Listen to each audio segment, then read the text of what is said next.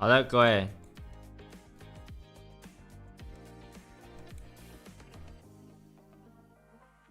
半夜晚上好。那是这样子啊、今天有 Podcast， 10点多的时候，官方上传了一部 Podcast， 但是好，当然都有蛮多新玩家的。我昨天因为现在已经很晚了，那 Podcast 很长。所以我就不拖太多时间了，先跟未来可能会补这部直播记录档的观众说一下，距上次荒野乱斗的 podcast 呢，我记得这次应该是第8集吧，上一次应该是第7集，反正距离上一次的 podcast 大概已经隔了1年半的时间了，对，没错，过了非常的久。那这次 podcast 的时间也是非常的长哦，2个多小时。那这一集呢，官方讲了非常多的东西，不过 podcast 这个东西哦，它都是听的，它没有字幕。这部影片呢，也跟以前一样都没有中文字幕，所以呢，我刚才用了我的史上最强的翻译软体，我不确定翻的准不准啊，但我还蛮相信我自己的翻译软体的，毕竟我花了不少钱。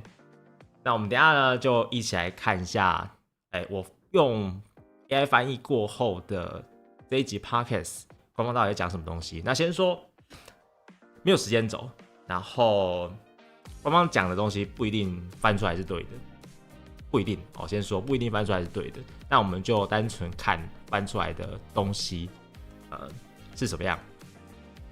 那这一集非常的长，2个多小时，现在12点嘛，所以我们看完大概2点多，那我们就一起来看，好不好？我画面就拉这样啊，声音的话，我是不知道大不大小声啊。好，希望等一下不要宕机，因为这档案大到一个夸张。好，那我们就直接开始啦。Hello everyone, and it's time to explain.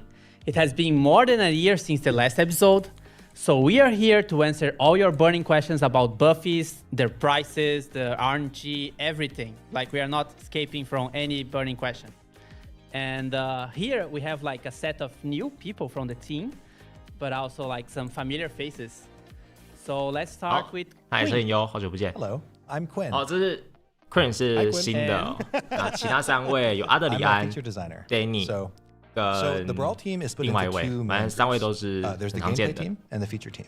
What does the gameplay team do? The gameplay team basically takes care of everything that happens after you press play. Oh, that's a good answer. I never heard that before. Yeah. The feature designer does, well, the feature team and the feature designer, we handle a lot of supporting systems. So a lot of our recent work has been the Brawl Pass. We worked on Mega Quests, and we did a lot of the work for Stranger Things in collaboration with gameplay. And what is your favorite brawler, Queen?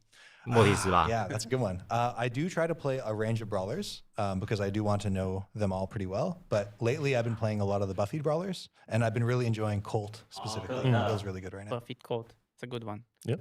And also we have familiar face, Adrian. Yes. You guys know he's not Yes. black and white. No. The 就 social 是 media. 阿德里安， But yeah, Adrian, what you 首 doing? 席平衡设计师， You know me, of course. I nerf your 首 favorite 席 brawlers. 吃炮火设计 First 师 and。foremost.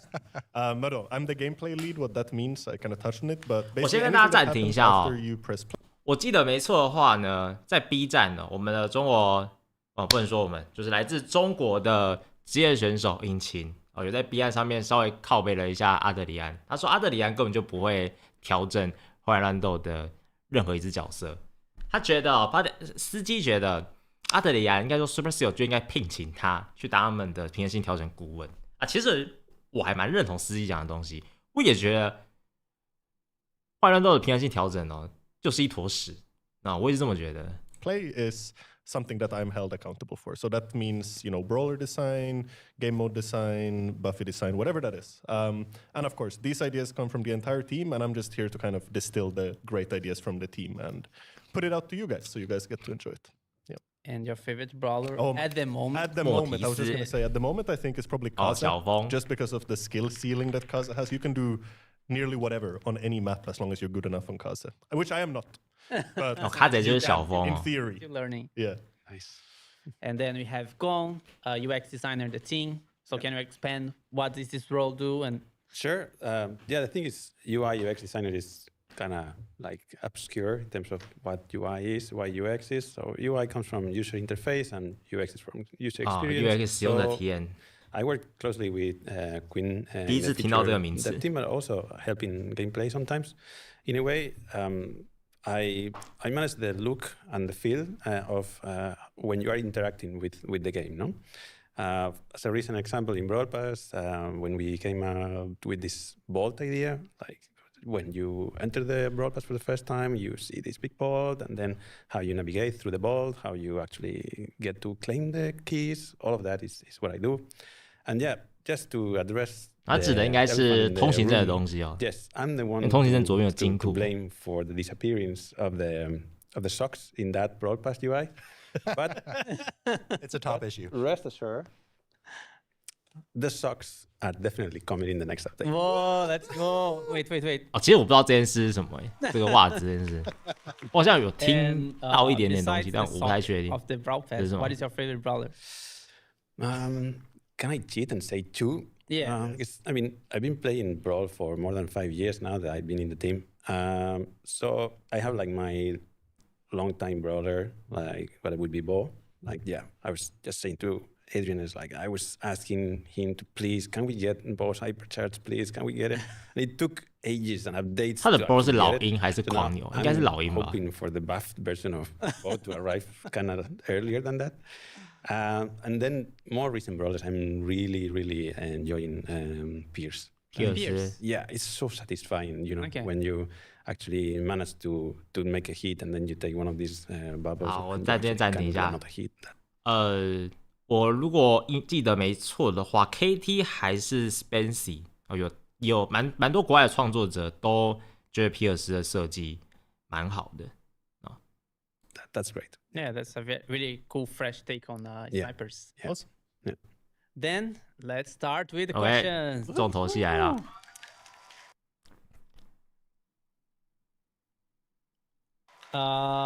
So I split them into social media so like I don't forget anyone and everyone feels heard. And I'm like the criteria is pretty much upvotes or things that are like I know this a trend topic or anything. 对他们就是 But there's 从 like 网 some 络上 random 面，像 stuff, 推 like 特啊， there's, 找一些 things that like maybe 热 people 量非常 didn't 高 upvote, but I 的 thought 问 it would 答 be 去回 interesting 答这样 as 子。 well. But like Reddit and Twitter is 春优 most 生日 of 快 the 乐！ stuff economy related.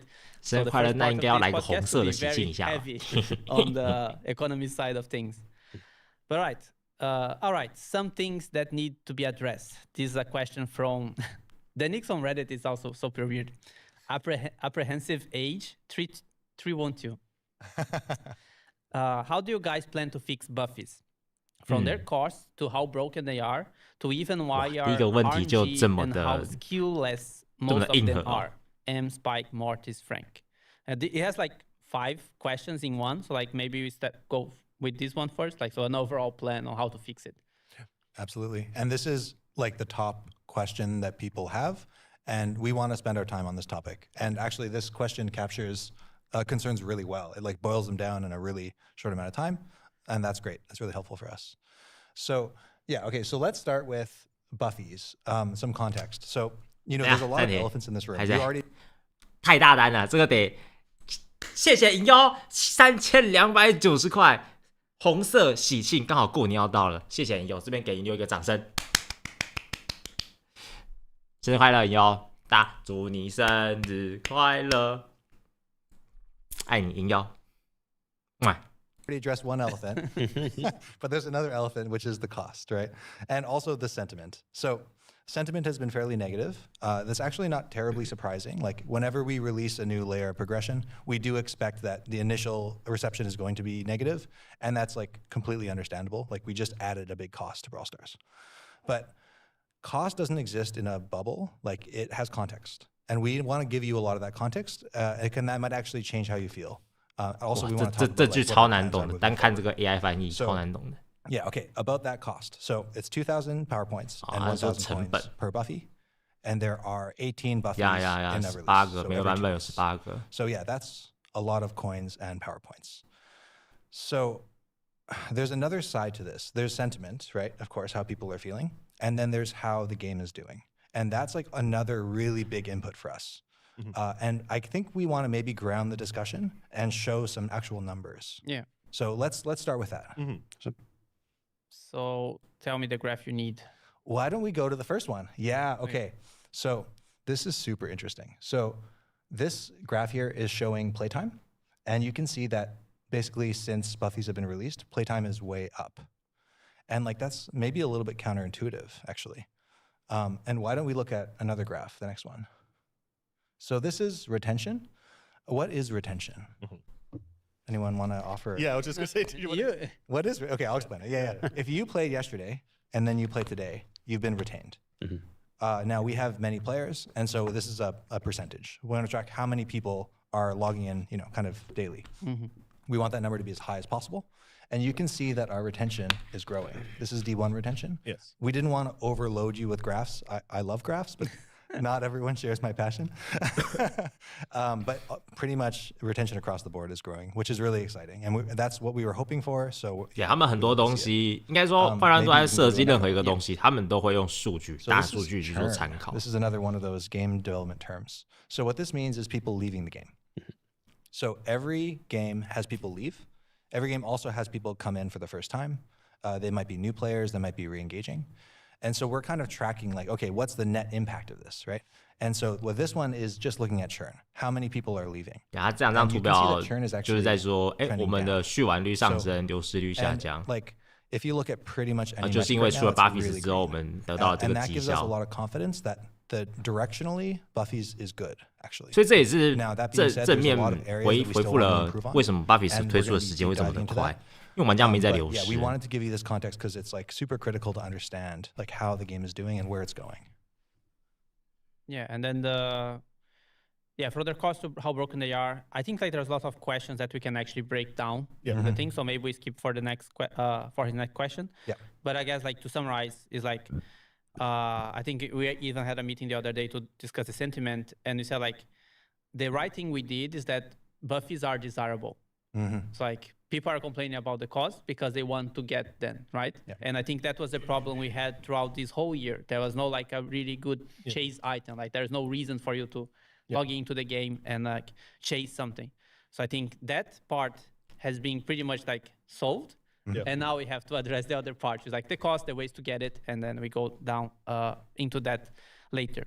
Just can I really quickly? Yeah. Just I think that's really important what you said about that you want them, because I think that's one of the big learnings we took, for example, when we did Gears. Is that was one of the things that they weren't like visceral enough. They weren't desirable enough. And then 不是 Gears 是强化装置 poorly, even though they're balanced in a vacuum and it's fine. They're not that expensive, but they're also not that cool, right? And we didn't want the same thing to happen with Buffies. Like we want them to be desirable, but of course it needs to feel achievable as well, and that's something we're going to touch on more later. Absolutely. So a little bit more about the cost before we move on. Yeah. So that number that we chose was not kind of like a casual number. We actually had a bunch of discussions about it. We actually did some modeling. And the reason that number is so important is because we're going to be making Buffies for the next like 3 years. Buffies kind of represent our rework of an entire brawler.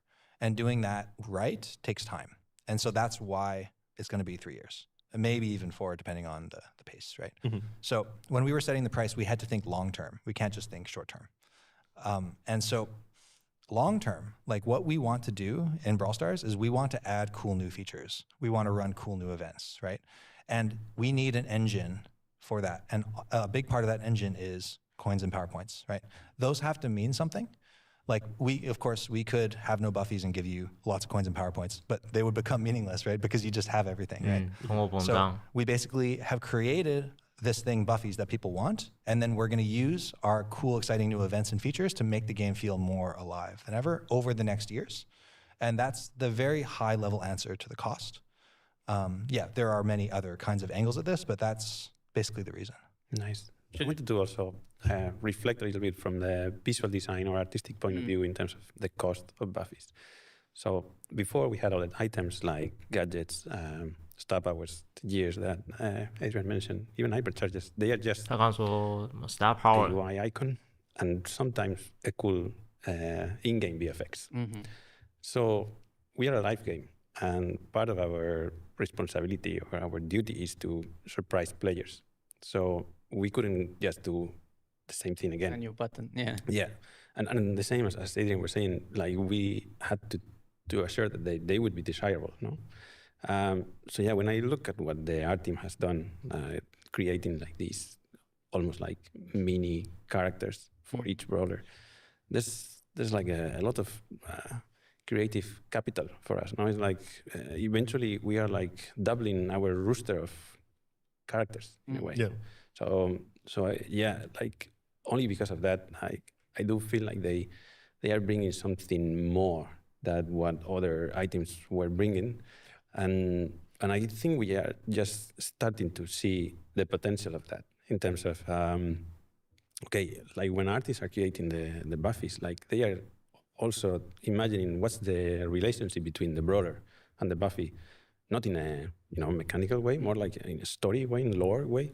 So I'm sure that's going to be a goldmine for us to create stories, videos, even events. No, like when I was reflecting on this question earlier today, I imagined like, wow, like last year, one of the most exciting moments for Brostos was when in May we did the Battle for Katana Kingdom event. Yeah.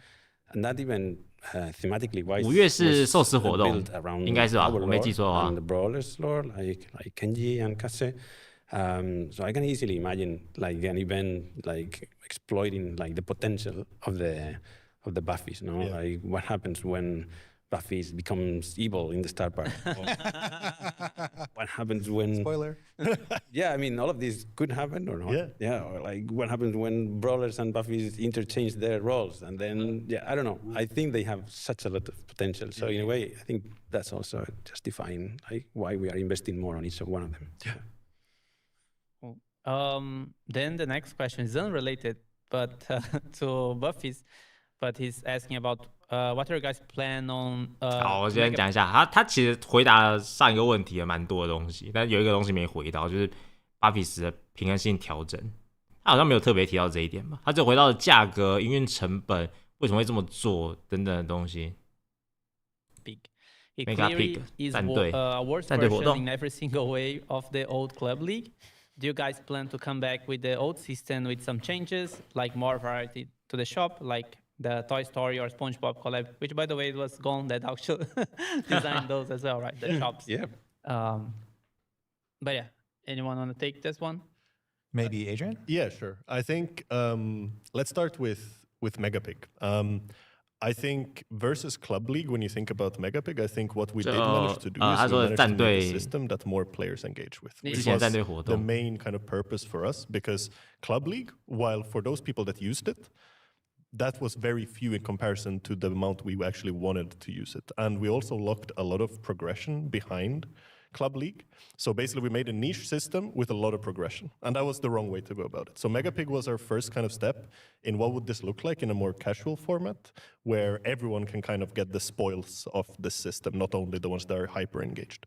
So I think that we managed to succeed in. Of course, we have ran a lot of Megapigs to date, right? And of course, the novelty factor wears off as we go. So we're discussing all the time, essentially, like, what is the next evolution for clubs? Like, what is the way we can either make people engage, have something interesting to do in a club, or then don't? Should we focus on something else that doesn't involve clubs? Should we take out the rewards from there, put them somewhere else? We haven't decided on direction there, but we're basically agreeing with Megapig is not as novel as it should be right now. And we want to make sure that the rewards that we intend for clubs are enjoyed by as many people as possible.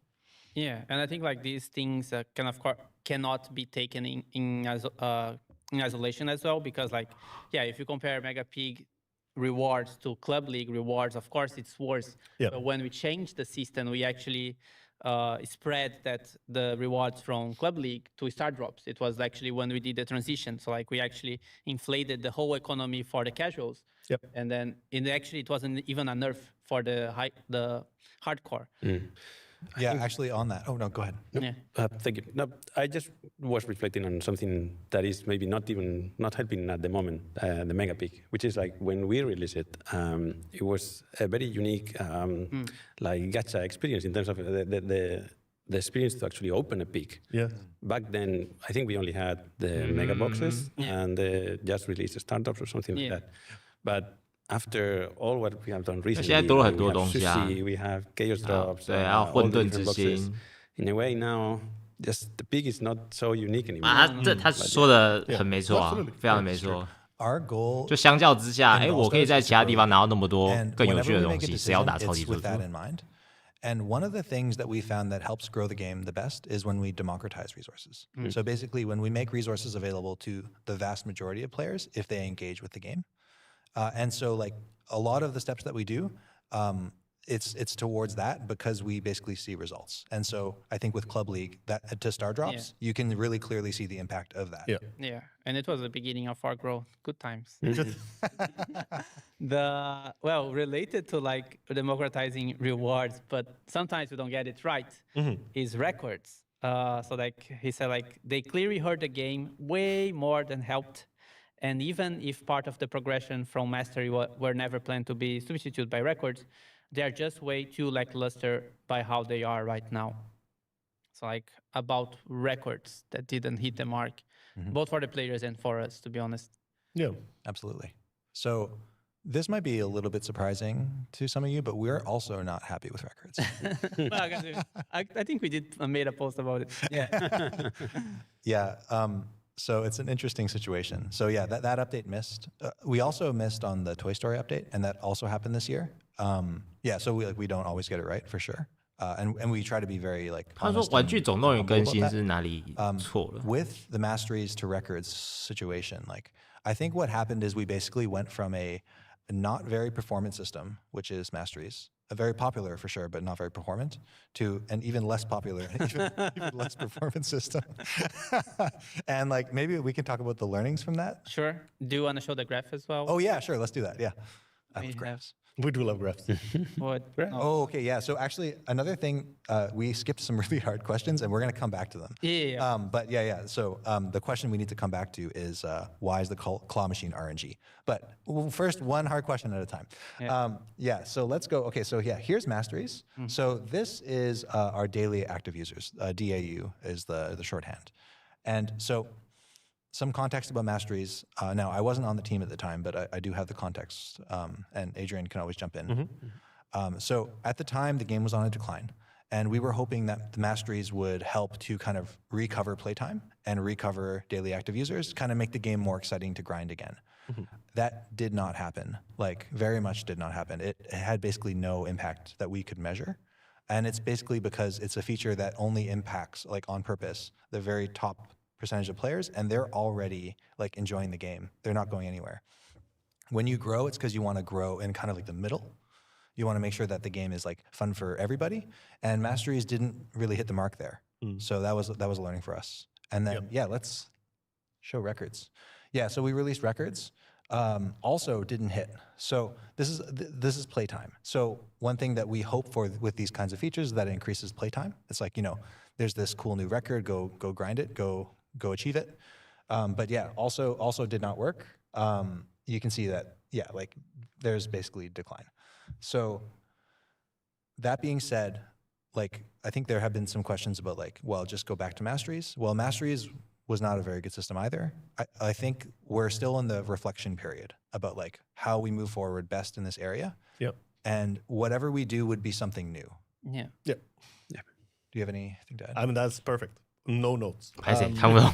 Yeah, no, I think you hit the nail on the head. I think fundamentally it goes back to even similarly to Megapig, like we have a system that basically is beloved by the vocal community, but doesn't really do anything for the wider audience. And we are locking, again, a lot of rewards behind it. So it's like, it's the worst kind of a lot of worlds. And of course, as Quinn said, the records wasn't the better of these worlds either. But we do believe that there is a better of both worlds. And that's what we're essentially trying to figure out. Yeah. There was one thing though that No, just remembering like that time when we released Masteries, we also released close to it Catalog. Yeah. Those were two features that were highly praised by the community. 目录是 And 指 then 图 we were 鉴 in 嘛 a way surprised that praising or that positive feedback didn't then affect the metrics. Yeah. To be fair, after release Bling, which was also praised, Yeah. also didn't 不影 move 响 numbers. 光壁。 Yeah. But I was gonna say something about records. We wanted to buff the trophy road, and that was like where can you get more resources? Because of course we don't want to double the resources from like one day to another, right? And it needs to be reasonable. And Mastery had a lot of resources that most of the people are not getting. Exactly. Like it was pretty much the same like concept of like why did we kill Club League and then had Mega Peak, or actually Star Drops in that case. It's just to democratize these rewards, and then more people have access to that, which actually Trophy Road had a good bump in early retention, right? That's right. Yeah. So Trophy Road, like we are happy with the work there. Like we think like the UX is much better. We think the new player experience is much better. Also, it's really cool to see like Star Park come to life piece by piece. And then we also saw that reflected in our goals. But yeah, the update in general was a miss. You know, we had this Masteries community event, and we hoped that that would take a lot of the sting away when we did the transition. And it turned out that it didn't. Big learning. Yeah, I think actually a very good point, because like I think like when every time we do a community event, what we do, like we add more resources, and what we want as a payoff is like more players coming. Like that, that this event is so exciting that we'll tell our player to coming back to the game. And this has been true to every other event we have done. Like there are some events that didn't work so much, like the Valentine's, and I think that was the only one that didn't perform so much. But the Masteries, it was like the one that we gave the most resources ever, and it was the one that least brought people back. Yeah, I think we were still declining like during the community event. 我不知道完全不知道哪一 Yeah, and it 支。 turns out that most players don't benefit from mastery points, even if we give you way more, just because like a lot of the brawlers are low trophies and you just can't get that many points. And then, but I think it also shows like that, like because one of the hypotheses could be like, why didn't we improve the mastery system? Like with this event, we improve it by 10 times, maybe 11. Yeah. And it didn't move any meaningful number, right? Yeah. Like you can see like it was, I think it was a mistake in a sense that like it didn't perform. Like we just put the resources, didn't get anything back. But I think it was an honorable way to say goodbye to the feature either way. So I think it wasn't. Not even a buffed version of Masteries helped them to stay alive. I think that's a good sign, right? At that point, the system just doesn't work, unfortunately. And I think it also like underscores how difficult it is to get this stuff right. Yeah. Because there's so many inputs, there's so 怎么 much 感 data that we 觉 get, 在讲 and 没 it's 有 all 人在 pointing 乎 in 的 different 东西？ directions, right? So which one is the true path, right? Yeah. We often 其实每个玩家 we're trying to figure that care out. 的点都 for sure. 不 However, 太 there was one thing 不太 that 一样 actually 啊。 it did hurt us is that 官方有他们自己想 content 做的东西 creators like influencers or like pro players or people who could create content, they were using Masteries as a source of like 影片 novelty, right? 制作 So every time there's a brawler, there is a new source of content that you can do. And 马 that 克 we 杯 actually like didn't take into account, and it just chopped because records didn't replace that. Yeah, we really watered down the meaning of a brawler title. And we think that is like a big loss. Yeah. You know, and we want to bring that back. And, you know, I think we hopefully will very 反正 soon. 这段主要就是在讲 他们也知道 press the wrong button. 知道专精， Oh, should I say something? 他们也知道专精不好，不是说专精不好，他们也知道这一次的记录系统不好，然后也知道就是他也在说准备要改版啦，又要再改这样子。 Oh, okay. Well, okay, we could show the thing. We could do it in between, sure. The last slide. The last slide. Yeah. Okay. It's a little sneak peek as to what's Bam. coming next update. And I 看 don't think 看还 we're 是 going to say 新的 anything. 专精，哈， I don't think so. Yeah. there Looks it is. cool, though. Yeah. Lons, did you make this? I helped this half. One of our other UI UX is the main one working on it. Is David? I was the one in a way proposing the direction for this, and then I just wanted to kudos True Gamer 007, our once pin fan artist and now official pin artist who has been working for us for years now, Shira. He was the one who created these like neon pins that became very popular in the community like years ago, and we have talked over the years many times like no worries here, like they are gonna get into the game because they are so cool. It's just like I need to find like the right time, no, or a system that can allocate them, and looks like we have it now. Yes. So hopefully the content creator part of the that we cut and we didn't have it didn't break it back. Maybe this will bring the excitement back. Yeah. It's funny how we're still on the first question, but I think We keep going. it's like a general one, right? Yeah. And lastly, when we could see more mid-season balance changes for 外 broken 挂会 brawlers, 讲 it 到， 外 feels, 挂会讲到。 right now, you guys just wait until every other update to release balance changes, while we could have been getting more frequently, Yeah, changes. And then there's a plus that I guess is related. Do you guys plan to rework entirely polarizing brawlers like Clancy and Mr. P when they receive their buffies? I'll take this one. Okay, so I think there's a few parts in the first one. So can we see more mid-season balance changes for Broken Brawler? So I think one of the issues we've had in the previous years even is that there's no set cadence for balance changes. And that's something we want to rectify. So we want to make it very clear for the community, when can you expect balance changes? The next step of that is even sharing some of that work in progress work even before we do it, to get even earlier feedback. This already happens, by the way, with a select group of people. So that includes pro players and creators and whatnot, and of course the team itself. We discuss all of this way in advance, but even exposing some of that to community, I think, can help. So the long story short is, yes, hopefully we can make a set schedule so you can always expect when to receive balance changes.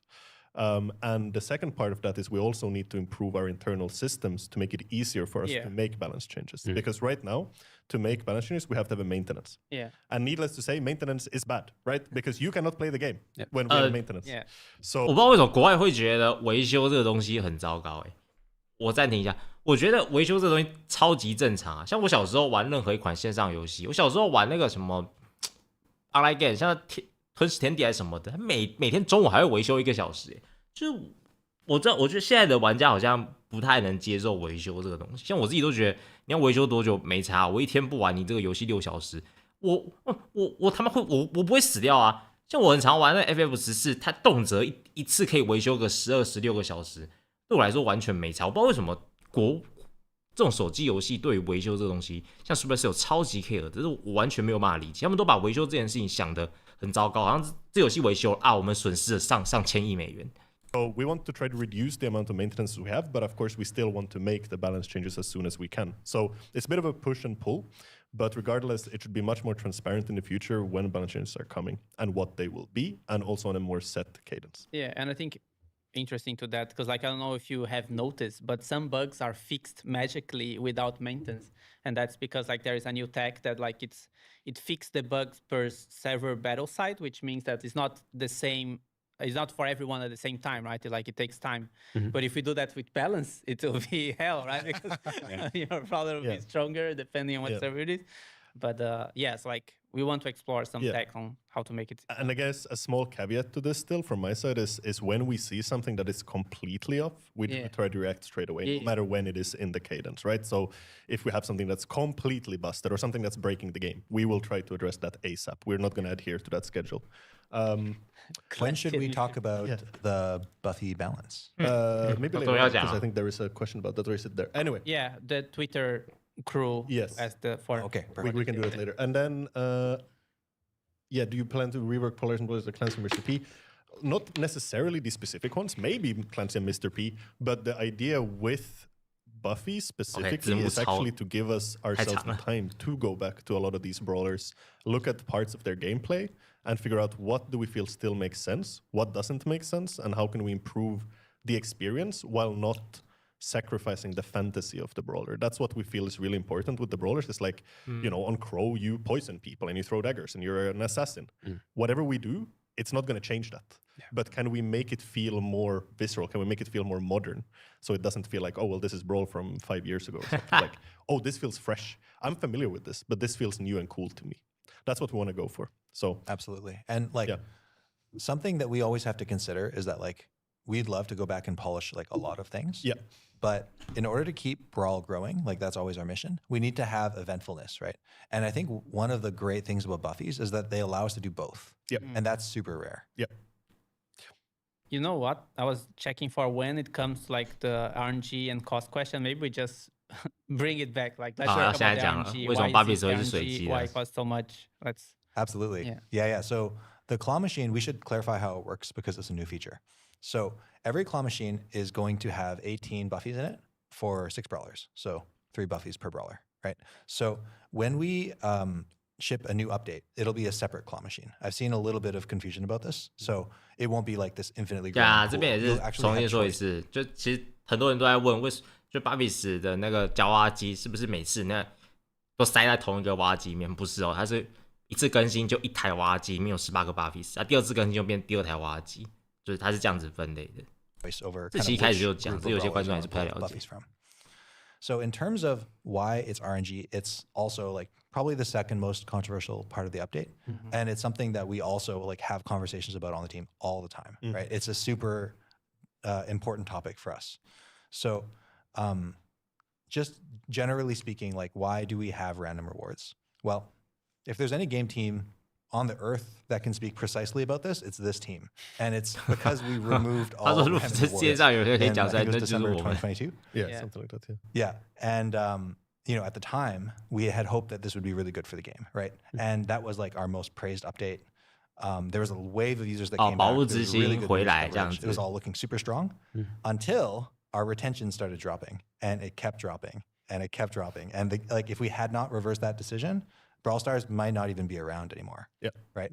So I guess the question is like, why? Like, why did this happen? Why was retention dropping with no random rewards? Do you have any like thoughts on that? Yeah, I think we've obviously looked into this a lot, and I think fundamentally when there is nothing surprising about the game, when you cannot open the game, 我能理解啦， feel surprised or feel 我是很能理 excited, 解要用 that kind 抽 of 的。 defeats a lot of the purpose and a lot of the chase, right? Like 你设想一款 the 游戏， reality 什么 is, 东 like, 西都 if 不 we 用 have, 抽 let's say, 的， a 你 quest that awards 想买什 either 么 50就可以买到 power 什么， points 你会 or Star Drop, 没有动力， right? Most of the 少了 time, 动力， even though let's say 少 the 了 value 新 is 鲜 the 感。 same, I don't think it's exactly the same, but more or less. Then most of the time, that Star Drop will feel more exciting because you remember, of course, the times where it's like, oh, I could get a brawler from this or something else cool. And that's just the reality of the situation. Along with that, though, I think I want to point out that when we brought boxes back, basically, we did also keep the Star Road basically intact and the kind of rewards that you can anticipate. 没错， That's an 赌徒心 important 态 part of it. 真 I 的。 think I think the actual ideal is close to where we are right now, where you 一发 have 入 the 魂。 exciting randomness factor, but you also know that, oh, I'm going to get this brawler in maximum this long, or I can reach a Buffy in this long, or whatever you're chasing, essentially. So I think that's probably the balance we want to strike. We believe in a mix for sure. Yeah. And just something like to mention that we have been talking recently is like now that we have many different ways of RNG, you know, like different containers, right, different gachas. We need to start getting better in terms of to make them feel different, not only in the UX of it, but in the actual rewards that are contained in it. And once we get that sorted, it's gonna feel even better when you actually open one of those that you haven't opened in a while, because you know, like, oh, this is where I can get this thing that I cannot get in the others. But tell us, Queen, why RNG is better? So why don't we talk about it specifically with the claw machine? 'Cause that's what the question is about. So, I mean, there are lots of reasons. Like, it's a very complex topic, but I think one that's often not talked about very much is that RNG gets you out of your comfort zone. So I want to give you an example. So let's say I like playing Colt, right? And I want to get all of Colt's Buffies. It's very unlikely that I'm just going to get them all right away. I'm going to have to pull from the claw machine many times. And by chance, I'm going to say get all 3 Buffies for Spike. And let's say I don't really play Spike. 他一直你就会这样子去玩 and I played against him a lot, and he's clearly good. But I just never invested in him before. But now that I have all 3 Buffies, I figure, well, it's actually not that much more if I just get into Power 11. So I do, and I start playing him, and 没 actually 有 he's 升到 like 11 really 级 fun, 我也没钱 and。he's allowing me to. 他这其实蛮好笑的，他这句话我觉得有矛盾呐。我今天7级抽了3个史派克的吊饰啊，但是我抽了之后啊，我没满等。 Struggled with in the past. And so what ended up happening is that I have a new tool in my tool belt that will help me draft 我以 better. 为极限位人 It'll 可以 help me 用 win more games, and it's kind of indirectly because of the claw machine. So that's a perspective. But 但是举例很 that 烂 being 啊。 said, like, we do want to make some changes. Like, we actually agree that it's too random. So one of the things that we talked about, like just yesterday, is that we want to add something like a lucky pull mechanic. So basically, 3选1之类的 every once in a while, you'll be able to choose exactly what you want from the claw machine. So that you have some 3选 control. 1， And we'd like to make this a reward 像 that we 是 can 吸血 give 鬼 away 幸存者 as 这 well 种 in events. 升级之后会有什么 The 3选1 theming, 系 of 统。 course, is like still being 抽 determined. 到 We 啊 just talked 选 about 一 it 个。 yesterday, but we wanted to be totally transparent about our thinking here.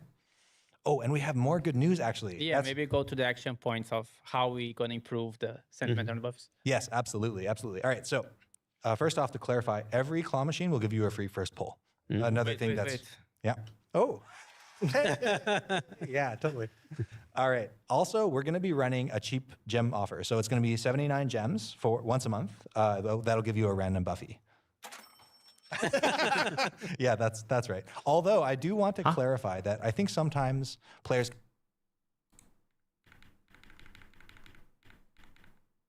我们会推出一个更便宜的宝石优惠，每个月会有一次79颗宝石的方案，79宝石，然后每个月一次，会给你一个随机的 Buffys。Yeah, that's right. Although I do want to clarify that I think sometimes players can think of gems as like a feature for paid players only, but actually the majority of gems in our system are free sources, right? So when we run a good gem offer, that's actually 是没错啊，我的分身一直拿到宝石啊。But yeah. Okay, another thing. 但是你们东西也很贵啊，你不能这么说，你不能这么说。我今天政府一直普发6000块、1万块给我们，但你要想啊，你东西也很贵啊。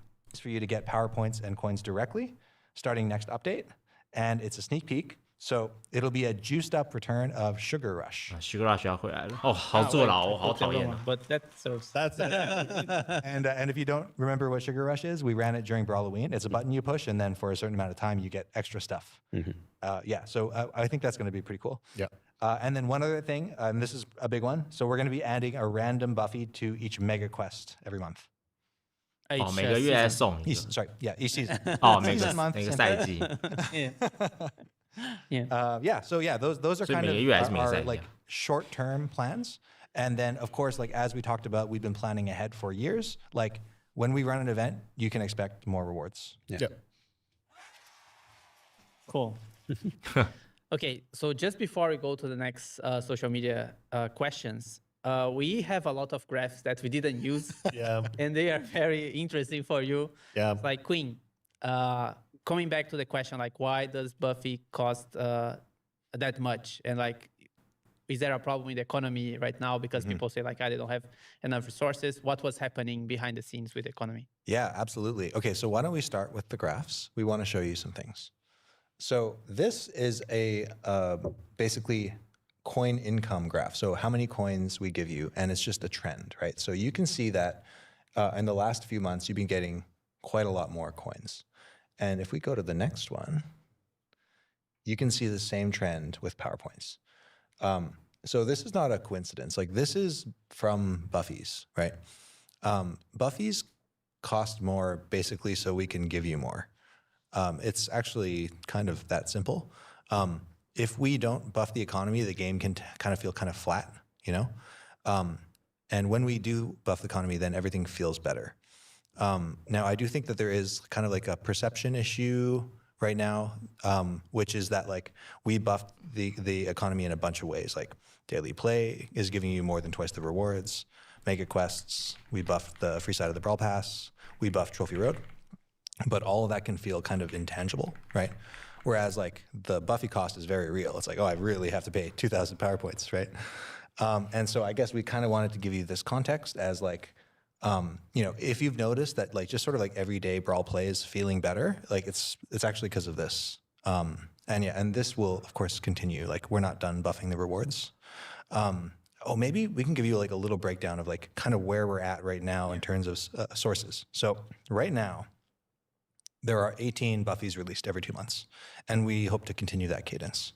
So 17 of them have a cost because one of them is free. So that costs 34,000 PowerPoints, right?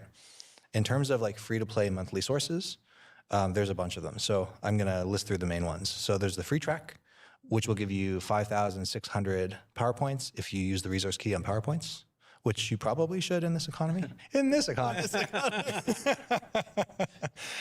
There's also the... Perfect. I'm glad we got to use that. There's the Mega Quest chain, which gives you 1,000 PowerPoints every month. There's Chaos Drops. Chaos Drops are actually a really good source of progression. Like they're 4 times better than a Star Drop on average. And so you're going to get 30 from daily play because there's one every day now. There's 9 in Mega Quests. There's 6 in the free track of the Brawl Pass. So that adds up to 45, which is roughly 2,600 power points if you want to be really specific about power points. And then, okay, let's talk about our gachas. So we have 5 per day from the daily play, and there's times 30 because there's 30 days in a month. There's 9 star drops and 2 mega boxes in the Brawl Pass, so that adds up to about 160, which is, and there's a lot of variability here depending on the gachas, but it might be 3,000 power points roughly. And then there's a bunch of other things that we do, right? Community events, Trophy Road, new brawler boxes, special quests, Mega Pig, Brawl Pass tail rewards, and each of them can feel small at the time, but they really add up, right? So this is like another 3,000, 3,500 power points, on average. So all of those numbers, they add up to about 15,000 power points. And that's, in 1 month. So you double it and you get to about 31,000 power points. So that is 15 buffies plus 1 for free. So that's 16 buffies. So we're already not doing too bad in terms of the economy. Now, some of you might be thinking, well, that's not even including the 2 new brawlers that we release, right? I want to max those. And that's totally fair. It doesn't include that. So if you want to have a maxed account, I guess we want to be like, hit the nail on the head here. We think you should buy the Brawl Pass. It's a really good value. 我懂他的意思。 And the price we think is pretty reasonable. 他就是说我给你的资源， if your goal on the other 你 hand 是够用的。 like 但是如果你想要全满的话，我觉得你必须要买通行证，不然你这样子对不起那些有买通行证的人。In the current economy, you can have 那如果你不买通行证的话呢，其实你也不需要 you are able to 把角色全部上 play 满 at the highest level if you're skilled with those brawlers, and you'll be able to choose which claw machine you want to like empty. 自己挑选。 But you won't be able to have all of them. You'll have to make some choices. 你可以自己去挑，你自己做出选择。 That's kind of like, I think, a fair balance in terms of like making sure that we're providing a really fun experience, but that we're also supporting the game. So yeah, that's some more perspective. 你知道他这完全能说服啊！这其实就是我怎么说，游戏就是得营运啦，就是真的就是得营运。所以我对他这个说法，我觉得合理，很合理啦，很合理。 我们对这个没什么反感的，我觉得非常的合理。毕竟氪金玩家跟免费玩家之间就一定要有一段差距。如果今天大家全部人都免费都可以上玩到满等的角色，大家都平起平坐的话，那谁要氪金啊？这游戏会倒啊。那当然啊，你可以说，如果免费玩家资源就是一直输氪金玩家，那免费玩家就每次都输，打游戏也输，之后他们不玩，之后不玩这游戏最终还是会倒嘛。但是这两个倒的情况呢？ 哪一个对游戏公司比较好啊？那铁定还是前者嘛。On the economy. Yeah, and of course, like every creator or influencer that breaks down the math, it's very hard to include everything because like sometimes like it's special events. Like the baseline is like if you play every day, you get more. Pretty much, like you participate on the events and everything. And by the way, did you mention that every 很合理啊，我觉得游戏要买通行证。我几乎有玩的。 所有我都买通行证，算这种支持游戏公司的一种方式。Element set is talking about map maker reward. 来到地图编辑器了。And where is the map maker reward too? Seriously, in my opinion, the map maker is one of the coolest features in the game, and yet it's garbage right now. It's true. Oof. But it's a fair point. Maybe I can touch a little bit on this one. So we've been discussing map maker for a long time inside the team. We've discussed many ways to improve it. We discussed many ways we would like to reimagine it. And I think at the end of the day, we haven't really landed on a design that we're like all behind of, okay, this is what we should put all our focus in right now. Drop everything, make this happen. When Mapmaker released, of course, it was super popular in the game. It was super successful. And of course, it's still something many players engage with. And I think it's a great way to just get your quests done or just have some chaotic fun. But I think we believe as well that it can be so much more. And it's just about having the resources and having the time for us to actually put on that versus other things we want to focus on. And to be honest, we haven't landed, as I said, on a design that would allow for us to put that in higher priority than on other items we want to do. And that's unfortunately how it works in game development all of the time. You have a million things you want to do. 简单来讲，就是他们人手不够啊，地图编辑器优先级没那么高。我们bug都修不完了，那个东西先放后面好了。That doesn't mean we will never do Mapmaker, by the way. It means that we just have to very much polish the ideas and the designs before we're going to commit to it fully. Yeah, and then also like we had like a roadmap period where we stayed, I think map maker is actually 2 roadmap videos. And you can see how like plans change. And like, of course, like just to clarify, in every roadmap video, we actually say like, hey, plans can change. And the further away from the release date, from the video release date until like the later plan, like the further away you are, the more unreliable it is, right? And actually it's stated there. It's like we have the desire to do it, but like, for example, this year, we had like, we were not growing, like we're actually in decline. So like our focus, like how can we stabilize, how can we grow back again? And map maker on its own, like an improvement that we have in mind, it will take.这个 AI 翻译有时候就是没字幕。And then I feel like this is not what we need right now. We need like to get our numbers back. Is it like through a new exciting thing? And then with Buffies, I think it was the right call because like the game was losing, goals. So then we have to change the plans to like adapt. And of course, maybe we could have made a bad call. Like of course it can happen. But you do have to adapt to what the game is telling us at the moment. Yeah, absolutely. And in terms of like communication, like we believe strongly in communicating openly with you guys. Yeah. And the thing is that like we can't see the future. Yeah. Like, so when we tell you something, it's not that we lied when we changed our mind, you know, it's that we got more information or like things shifted and we had to like change our plans basically. But we still want to be open with you even when that happens. So. And the fact that in 2 roadmap videos, like map maker is there, is because it's like a sincere desire for us to eventually at some point focus on it. 他妈的，他们改的时候只有就倒了，我认为。It's a big thing to tackle. It's a big risky thing, and we need to have the game in a state where we can take that big risky bet. Yeah, absolutely. And actually, in releasing beta, actually, it was not even like final. Yeah, that's true. I think we polished a bit, and then we made that's the 1.0. But question number 3. How do you feel about the subtle power creep influencing the 实力 game? 膨胀还是 Last year, not a single new brawler rarity was super rare or rare. You also 稀有 added 度 a new 膨胀 rarity, it was legendary. I understand that it's difficult to make money, and you can't just give us basically free brawlers, but it would be nice for more simple concepts to be added. And then he put like Kids gadget is like Leon Super, Cord gadget is like OT Super, Mina gadget is Buster Super. It just doesn't make sense to me why our new brawlers have crazy mechanics just to feel special. And then he mentioned something about Clash Royale lost a huge chunk of their player base, and I'm nervous that Brawl is going down the same path. And then he said, thanks for answering. And Danny Piper went. The most important part. When, Danny? I don't know. It's not up to me. It's clearly not up to you. This is another one of those questions that's like 3 questions. Yeah. Okay, so but let's start with power creep. Yes. Do you want to go or? I can. No, actually, you go. Okay, I go. Yeah. So I think power creep in and of itself. So I think we just need to first talk about what does power creep mean, right? Like when we say the word power creep, what do we usually refer to? The way I look at power creep, it means basically a new thing, new content, making old content obsolete because of how much more powerful it is. So just to explain that first and foremost, so we're on the same page. Okay.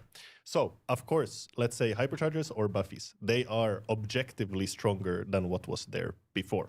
Is that a bad thing? I don't think so personally, because let's imagine instead of buffies, we would have released, because it was a popular idea, let's say we would have released this 3rd star power, right? Or a 2nd hypercharge. I think if we did that, the development cost, so the amount of time it takes to do that, is still quite high. But the excitement is really there because you acquire it and you don't feel like you made progression. You feel like you just spent on something or maybe spent your coins or whatever, and you got something that's not even cool. And that's the last thing we want, right? We need you to feel like whatever you put your mind into, 其实我觉得这个很矛盾啊，这句话也不是说不对， and the best 但是说实在的，我觉得得暂停一下，我要讲一下，我觉得推出第2个极限威能或者第3个能力之心，这个的确是没什么新鲜感。可是以一个对战游戏来看，让那个东西变得平衡，不要再推出在你游戏平衡性都还没完全设计好的情况下，或是刚进入到稳定的情况下，你瞬间推出一个想让大家很有新鲜感的东西，但是它极度的破坏平衡，这个对游戏，这我是不喜欢这样啦。其实我反而会更认同他们推出第2个极限威能或第3个能力之心吧，因为这样子游戏变化也不会太多，然后玩家又有自己的选择。我雪莉间蹦出去，可能原本大招只喷前面，我第2个第3颗能力之星装上去之后，我大招可以喷2边，这样子我以后打 Kenga 血鬼我就不会喷歪掉，他也可以用这种方式设计，我觉得也不是不能玩啊。That is essentially making sure that when you get new content, it is more powerful. That doesn't necessarily mean that it has to trump everything else that's in the game. And that's a balancing question. But that's why basically power creep exists in games as a concept, because otherwise there is no more real excitement of new content updates or drops or whatever. Yeah, and this goes way beyond Brawl. Like all live operated games have power creep. Another related thing is complexity creep. Yeah. So like if you compare old brawlers like, I don't know, Bull with Kaze, there's a world of difference. 但是我觉得狂牛还是很强。And the reason for complexity creep is actually because 角色越复 like 杂 experienced, engaged brawl players, they like having more tools to play with. 呀 Right? 又有操 And 作 so we're basically 性 serving 质的 the things that they're more interested in. 职业选 and 手， that 他们 does 玩 tend 的 to creep 角 things 色 up 如果越 over 复杂 time, 化会越强。 which can make older brawlers feel like a little bit simple, a little bit boring. And once again, Buffy's help to kind of even the scale there. Yeah. 你妈 Absolutely. 逼呀， And 巴比 then back to the rarity question. I think, sorry. No, go ahead. Yeah, no, I think this is a really good point that we 收回我 haven't 刚才那句 released 脏话。 super rare brawlers, and the biggest reason for that is basically to what Quinn pointed 这 out. 这他们自己有解 complexity- 释 and 过 the 了。 complexity, especially to shield new 我 players. 觉得不是让新玩家不被这些复杂性淹没，因为稀有度越低的角色很好抽到，然后新玩家也可以很好去玩，很容易就玩到。我记得他们自己的解释是，如果我推出稀有度比较低的角色的话，那每个月的新角色，但营运成本是入不敷出的啊。他们之前解释是这样子嘛，他现在变这样子，现在变更官腔了。From the said complexity, right? Because the more 那现在我们要 rare 保 super 护 brawlers 新 we 玩 make, 家哟。 the more variety you're going to have early game, 不会 and 被 the 游 harder 戏一 it's 开 going 始就 to 被 be for 吓 a new player 到。 to enter Brawl Stars, because you're going to see so many more different brawlers. There are going to be so many mechanics. You're going to be overwhelmed essentially, and that's why we don't really want to keep releasing these low rarity brawlers. It's not because we're greedy, Sal. 没有 It's 你就是 because we greedy。 really want players that come into Brawl to actually enjoy the game and not be overwhelmed. Same thing when we look at rarities and the way we look at mechanics. Oftentimes, we define the rarity based on how complex a brawler mechanics are, right? So taking Kaz as an example, Kaz is an ultra legendary because the mechanics are extremely complex. And that was a deliberate choice. And that's basically how we've thought about rarities in the past and probably how we're going to continue thinking about rarities. And there's another layer to this question, which is like the economy. So rare and super rare brawlers cost less credits. Yeah. Legendary and ultra legendaries cost more credits. So isn't this another greedy sale moment? Also, no. So the main factor here is basically the player journey. So when you start Brawl Stars, it's important that you have, like, you get a lot of brawlers quickly because we want you to be able to have control over who you main, right? But as you get into the middle of the experience, once you have like, a dozen brawlers or something, we actually want to like slow down the experience a little bit. We still want you to be making regular progress, but like we actually don't want to overwhelm you. That's a serious problem in games. Like if I gave you all of the brawlers at once, a new player, they'd be like, no, thanks. Right? And we also like as a team, we really like increasing rewards over time. Like we actually really don't like taking rewards away from you. It's really painful, right? Yeah.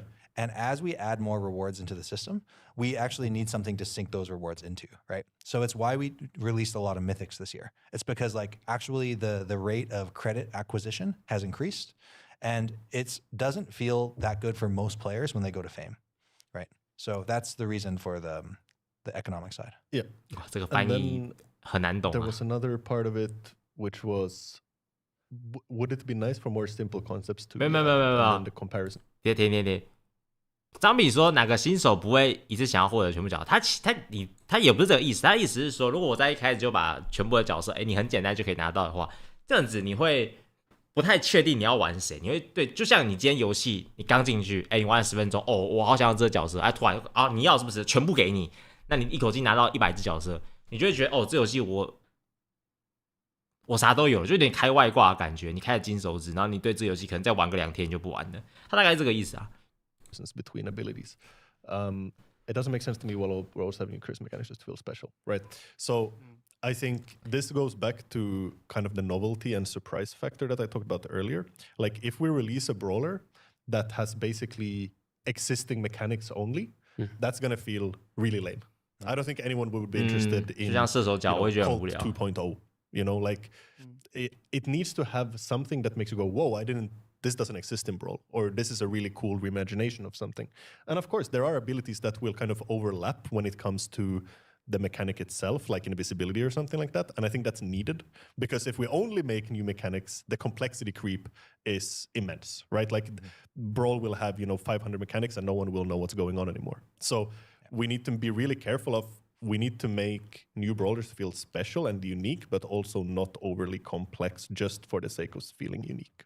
That's true. Although sometimes we have really creative members on the team that can creative their way out of this problem. Yes. So a great example is Finks. Finks is actually not that complex, but the time slow ability is so cool. That he exists now. Yes. Yeah, absolutely. And I think those are kind of the best solves we always try to look for, novelty, but not over complexity. Yeah. Right. And I guess maybe in an ideal world where we would have infinite resources, maybe we could try to add every now and then one of those simpler brawlers to be added at the beginning of the game. Yeah. But yeah, it's we need to choose our shots. No? Yeah. And to be honest, I'm one of the persons who actually say the same things, can we do something new? Because that's what I chase when I got a new brawler, right? But I think there's no game actually, no MOBA, no other game that has a set of heroes that they have a unique kit, right? Even if you look Dota, League of Legends, all of them have some stun or area control. It's it is super tough, and I think it's also good because it kind of has these abilities can resonate or can be a nice combo for the kit of the brawler, right? So sometimes it makes sense that the brawlers can also be invisible. Also because kit for the being in a box, there's so many fun reference there. Is the box from Metal Gear Solid, but also cats love card box. So okay, that's a genius move. We had to do it. I just have to mention it, but during the Upside Showdown, that's when I finally saw it, how the beauty in the box gadget. Yeah. How can you sneak, go into another bus, so then you are not in the bus that they last saw you there. That's beauty there. Yeah. It does making annoying. Very annoying. People. Thematically great. Yes. Yeah. I didn't mention the name. It's obviously Secretary, of course. Just a shout out to them. That's a hate comment. Okay. 仇恨留言 Just to show that we're not escaping from any question, but also it feels like a person who's I'll tell the truth that nobody's saying. But also I think I want to show how when you're too emotional, you're actually driving away from the actual constructive feedback, because if you go through the questions here, you can answer they're quite shallow a bit. We can go through that just because he asked, and there's a lot of upvotes, so you're not ignoring, but there is not much to talk about because it's very it's more accusations rather than questions. But let's go. Why? Well, actually, the first one is an actual question. Why are your refund policies so upvote? Definitely not industry standard. Other companies absolutely can offer refunds without banning accounts or putting on an insane number of negative resources on the account. They can also remove items of an account if accidentally purchased. You guys help chat run by an unhelpful A-bot that refuses to help. So I'm going to give you basically a really boring answer. 首先，我退款这个东西不是每一个游戏都会直接把你扣保的时候就把你 ban 掉嘛？然后客服我觉得真的烂啊。It sounds like a really hard-hitting question, but the result is actually really boring. So I guess skip if you don't want to hear a boring answer. Okay, so in terms of our refund policies and banning accounts. Okay, so let's talk about banning accounts. We do that very, very rarely.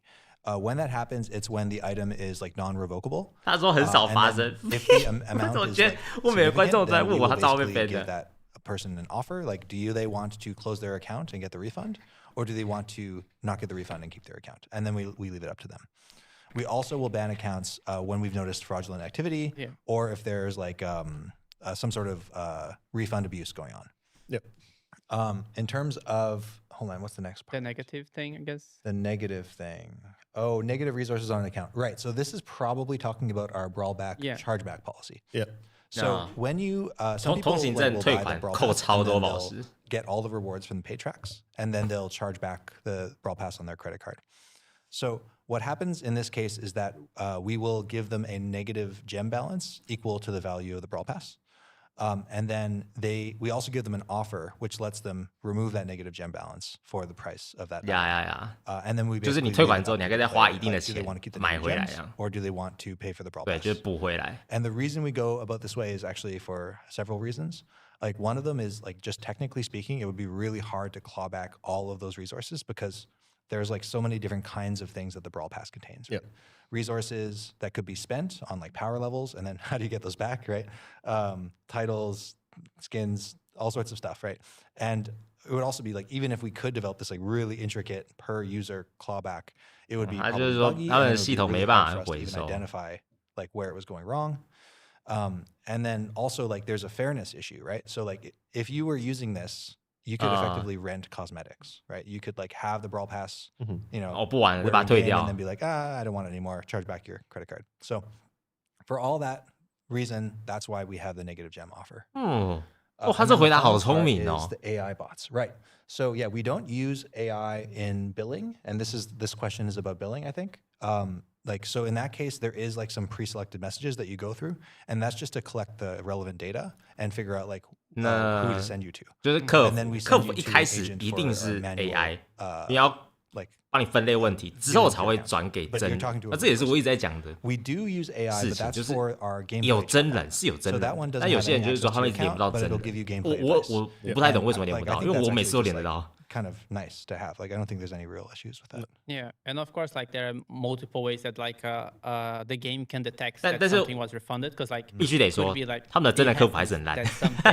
Some kids get the credit card of the parents see a purchase that they haven't made, they ask the bank to retract that purchase, and then the game detects that, and then it kind of like charge back. What is the expression? Charge back. Charge back the. 这应该也是当初140宝箱不回收的原因 who thought it was a friend gave you a Brawl Pass and scammed you, and then he asked for a refund. So like it actually takes from your account. So like there's a multitude of options that it doesn't always require the owner of the account to go to the support and ask for a refund. So like usually don't ask for a refund. I think like if like it was a real mistake, it's fine. But there is like if you buy something that has like way more value than the actual money that you put in, then there is like this chargeback mechanic that we have in the game. Why does every update have to introduce a new cash grab? Is a monthly subscription not enough? Actually, I would like to say that like if you would think like Brawl Stars as, for example, Netflix. To access Netflix, everyone has to subscribe. If every player we had pay for the Brawl Pass, yes, we would be fine. And to be fair, we are fine. Yeah. But yeah, like we are a business. Like we're not a nonprofit. Oh, also just about this question. Like, we're actually happy to answer any question that you have. As hard-hitting as you can, that's fine. But only if it's specific, right? Like I actually don't know what he means by cash grab. Like there's a bunch of things it could be. Like maybe it's like he has an issue with in-app purchases, or like maybe it's when we have collab events, like you can buy waffles for gems. It could be any number of things. Like if you're specific, we will give you an answer. But if you're not specific, then like we don't know how to give you an answer. But just like still saying about like the monthly subscription. Yeah, like if everyone would buy the Brawl Pass, we would be like super happy. And like I think the percentage of people who buy Brawl Pass, I'm trying to do like a math on my head, so it'll be probably off. So you correct me. But I think from the revenue we got on the day one with the deal, is it like less than 1%, isn't it? Oh, geez, I haven't looked at this recently. Okay, so I think well, and I don't think we want to say exactly how many people spend. 他说买通你真的不到1%，这样不到1%，真假的？ Yeah, it's a good amount of people, but most people are free to play. Like the vast majority of people are free to play. Yeah. But like vast 90% top, right? It's not... Yeah, something like that. Yeah. Then why are you still using RNG systems for things like records and especially buffies? 这刚刚你 Not 回答 everything 过了。 needs a gacha system. We kind of touched on that already. Like, we tried. We tried for 3 actually update cycles. Masteries and Bling, they were all deterministic. It didn't help. So actually, maybe I can add one more like kind of view on this, which is that so we do offer direct rewards, and we also get a lot of I guess like pushback, but also just like lack of engagement often when we do that. So, and it's really interesting the reason for it. So let's say we offer you 100 coins, right? Well, some players actually don't need 100 coins right now. They want power points, or they want bling, or they want something else, right? But when we offer you a star drop, actually that appeals to more people more often because it might have the thing that you want, right? And so like especially like if you're like going to change your play habits based on a resource that you don't want, then you just don't play, right? Yeah. Whereas like if there's a chance, then you do. So that's another angle. Yeah, and actually, like, there was a designer before you. I think you actually replaced him. Yeah, he was working on the Brawl Pass, and then we were talking the economy or like rebalancing the new Brawl Pass that he was also working when we had the Stride Road, and then he put like super rare star drops in the pass as like buffing it. And then I said, like, no, remove that because like it is mathematically better, but you remove all the hope from opening a star drop, like because then you guarantee a super rare reward as opposed like a normal star drop that it can be better. Thankfully, you didn't go with the super rare star drops in the past. Right. Why do you have to gaslight players with things like masters weren't popular, so we are replacing them with records? We all know the truth. So yeah, popular is an interesting word because it's a little bit vague. Right? Like, and we like to be specific. Because like we basically make better decisions when we're specific, right? So popular could mean sentiment, like, and masters are definitely great for sentiment. Yeah. Are they popular in terms of engagement or playtime? No, they are not, right? So there's a distinction there. Yeah, we talk about that in the first question also. Say you are losing players because you're not honest with them, because you guys gaslight them, because you nickel and dime then every update with new gacha, and you remove popular features and replace them with unpopular ones. Well, I guess like for records, fair argument. And to be clear, like I'll say this again and again, our mission is to grow Brawl, and we never want to take a popular feature and replace it with an unpopular one because that's against our goal, right? That being said, we don't always get it right. Yeah, and then there's one thing that we do in a bold way compared to other games out there is like we rarely A/B test these changes.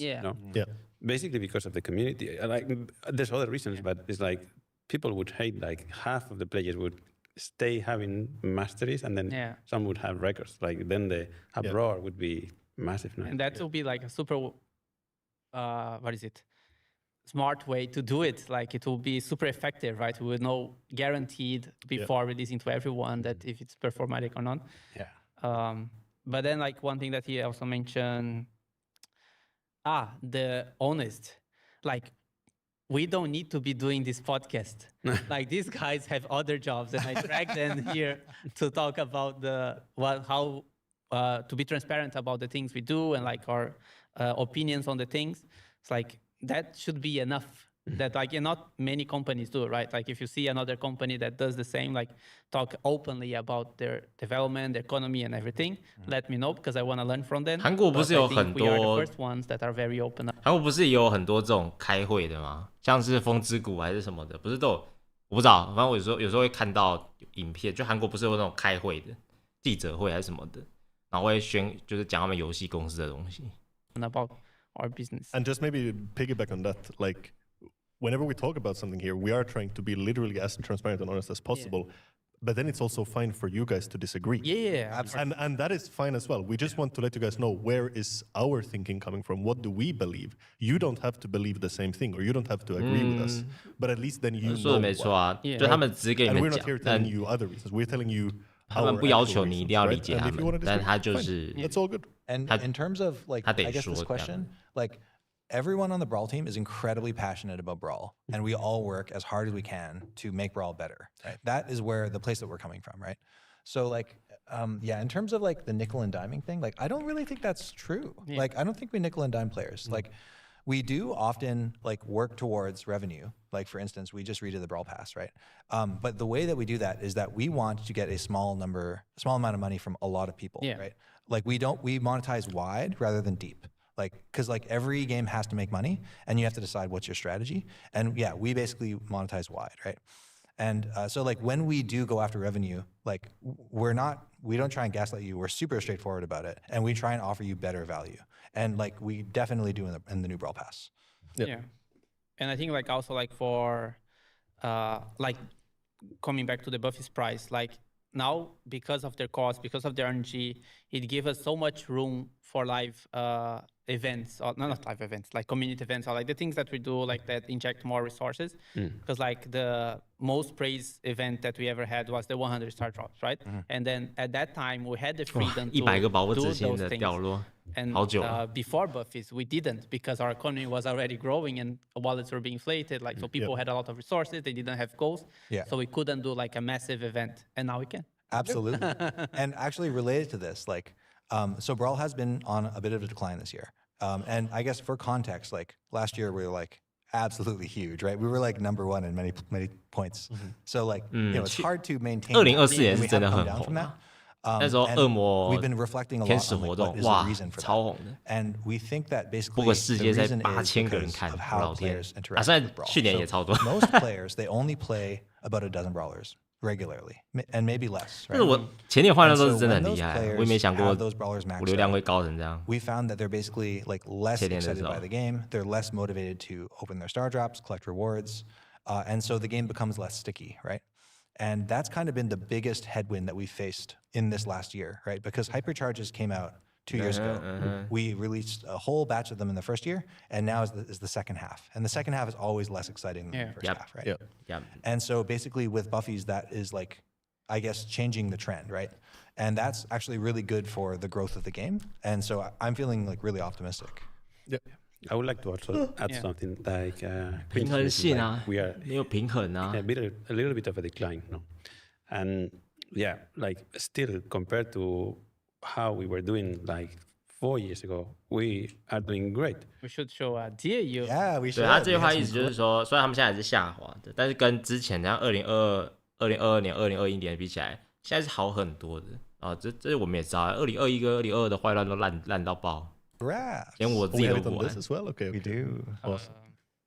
A little farther. Yeah, okay, so we're going to show you 3 versions Okay. because you can use graphs to tell a story, and Yeah. depending on where you cut off the graph, it tells a very different story. But let's finish. Oh, the talk. yes. Yeah, I mean, basically, it's like I know that online everyone is looking for the headline that is clickbaiting, Yeah. right? No, and yeah, it's very easy to once there's like words out there like they are not doing as good as they were doing. They are dying. 啊，就会贴一些玩家人 Yeah, 数啊 not 等 actually 等。 dying. Like we are way better than we were like years ago. So if we didn't die back then, definitely we are not dying.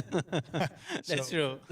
This dead game, so in November, during Stranger Things, we had over 1 billion runs in Upside Showdown. 嗯，颠倒游戏。 Just, for context. Sounds pretty dead to me. Yeah. Oh my god！我在那 This 个 is like 那个 the 模式 whole 贡 life 献了不 cycle 知道 of the games, like from 几 release. 次游戏 You 场 can 数 see。like the most, 我铁定也是超 the 多的 lowest we ever got. That's the Mastery and Bling update, and then right after, like this small climb up and remaining, like the retention was like stable. There was the star drop.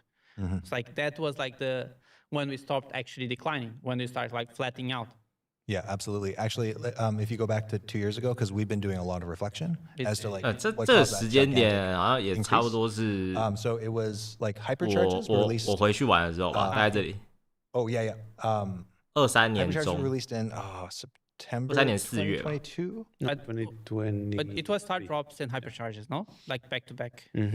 Yes. Yes. So then it was, I think star drops was June, July. I think it's maybe August or. Yes, exactly. Yeah. Yeah, yeah. And then the Brawl Pass, Yeah. where we switched it to real money. That was 好， December 我讲一下， 2023. 等暂停一下。2021不是跟2022不是星光刚推出的，2021才是星光联赛推出的时候。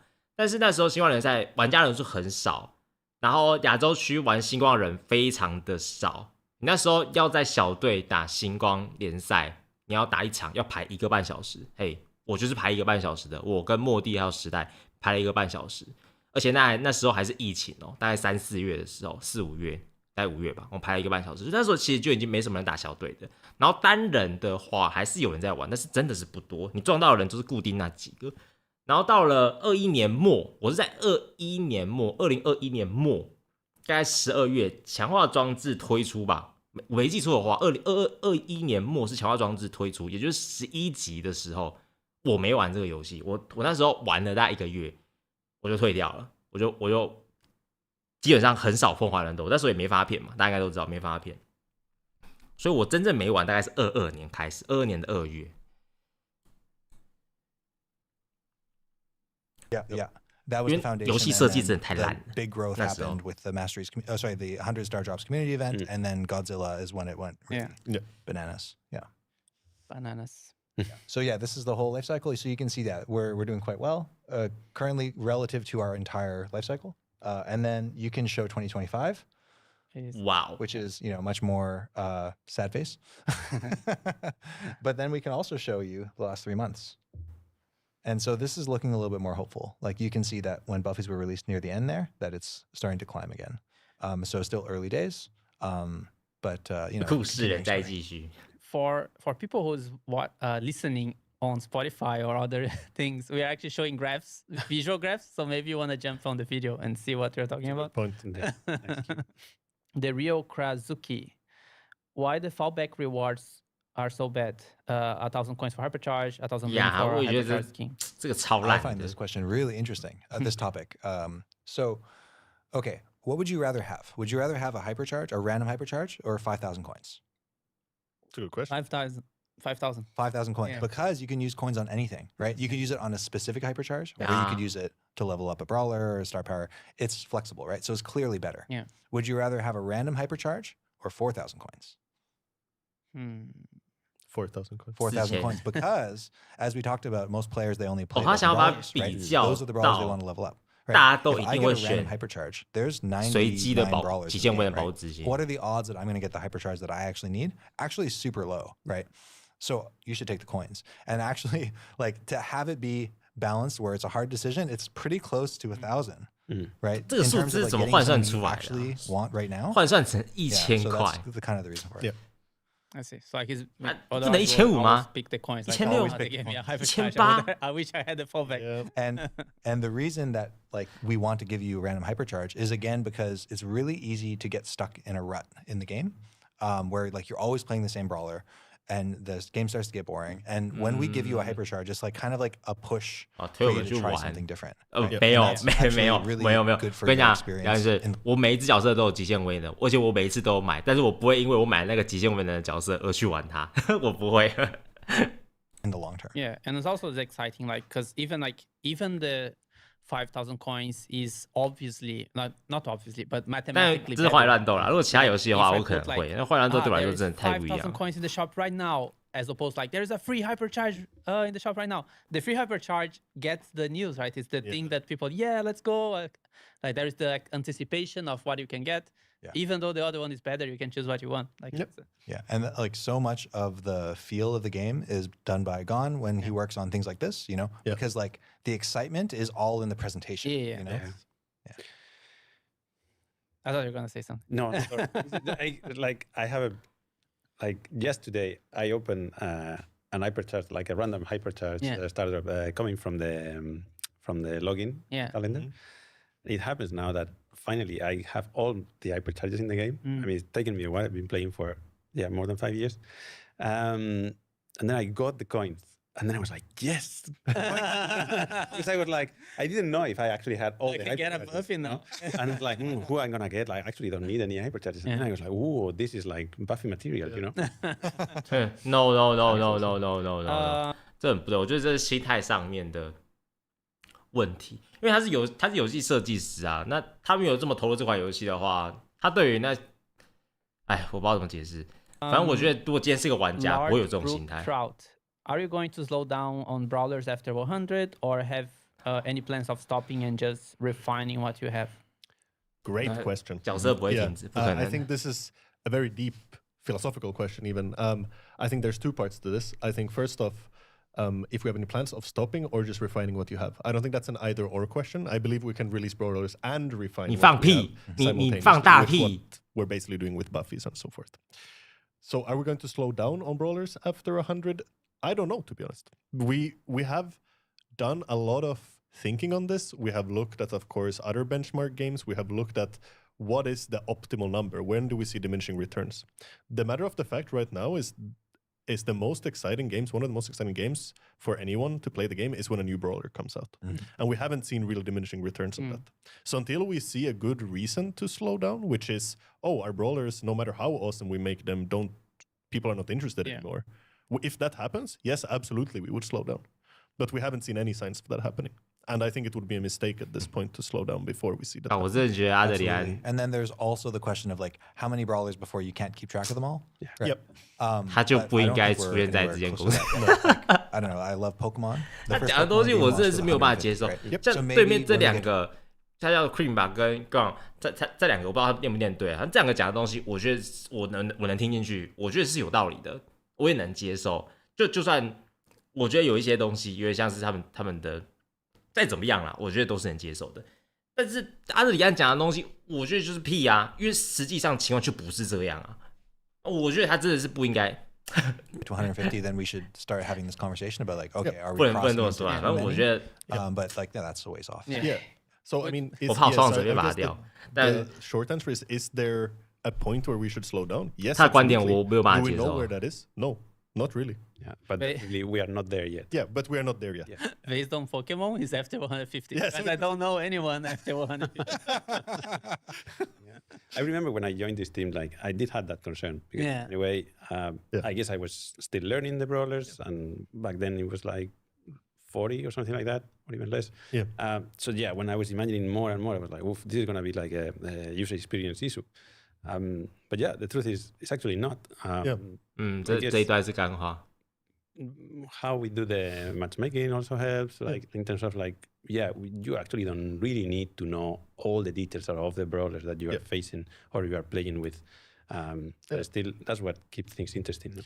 Yeah, and there is an issue with the player journey, we think, which is that like when you join Brawl right now, we throw you into a like 100 brawler meta, right?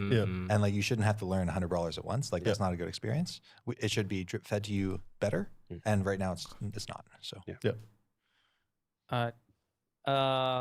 From Pufoka, are you actually as a long time player?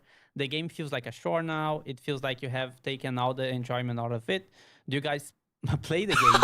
And if so, are you happy with the? 刚好聊天室有一个人在问，刚好聊天室有一个人说，我看一下哦，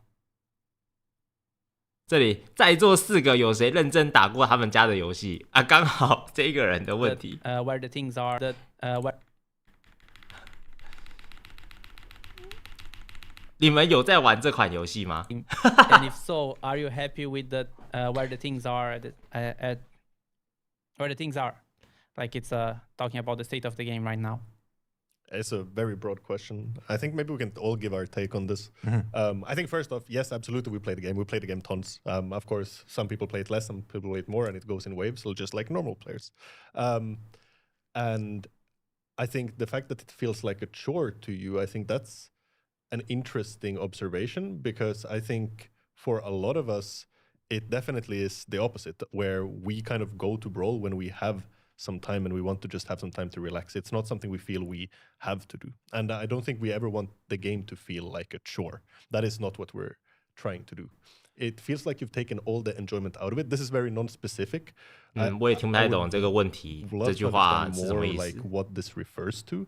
I think 感觉只是 what 为了 again 抱怨 we're 才说 trying 这 to 句 do 话。 all the time is the opposite, which is, hey, here's new cool stuff you can play with. Here's new cool brawlers, features, game modes, whatever it is, right? Like we're trying to do the absolute opposite of that. Are we happy where things are at? So this, I think, is the most maybe specific question we can all give our take on. But I think for me, I'm very happy with a lot of the things in the game, and I'm very unhappy with some other things. So like we just talked about records, for example. I'm not happy where we 你 are 为什么 with 都不 records, 提到你 but 的 I'm 平衡性 confident 调整 that 做 we'll 得 have 很 a 不 good 满意 solution 啊？ for that. I am happy with some of the buffies we released on launch, not all of them, for example, from a balancing perspective.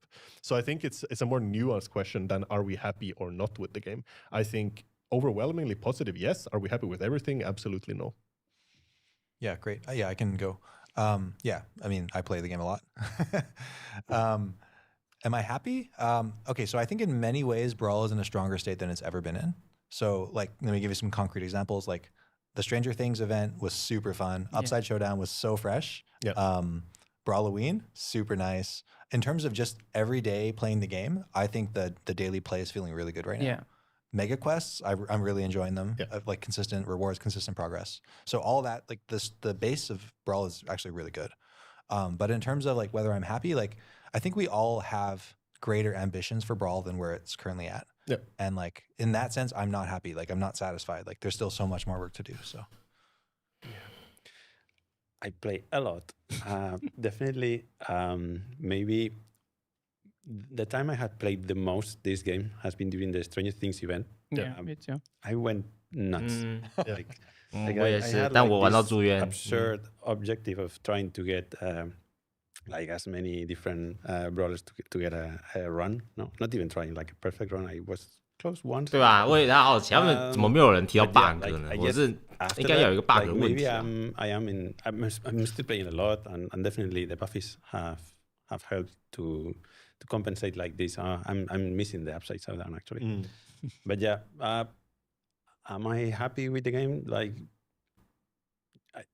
yes, but definitely there's things that we are always seeing as a potential improvement that we could do, and there's things that in a way have been there for a long time.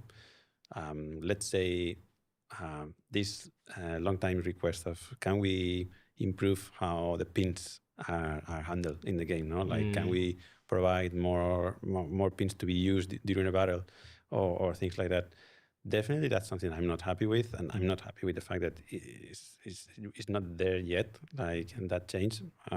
But yeah, like, definitely is something that I consider just like a nuanced thing in experience. I'm positive that we will get there at some point. But yeah, I would say it's not removing the happiness for the game. I think maybe this is a good way to put it. Like we can be, of course, very happy about different aspects of the game, but we will always have a laundry list of things we want to be better, right? Like this will never stop. As long as we all work on this project, we will always feel strongly about stuff that we want to do better or things that we want changed. And that's the nature of working on an awesome game like Brawl, on a live game in general. Yeah, I guess for me, I do play the game, try to get legendary tier every season in rank. And then if I'm happy with the game, well, I'm the community manager. So right now the sentiment is not great. So I'm not like super happy. Like I don't read social media like, yeah, let's go. But I think, well, having this podcast, bringing this community initiative back, the Supercell Make is actually live. Actually, when this is go live, it's going to be voting time, which is the most fun part of it.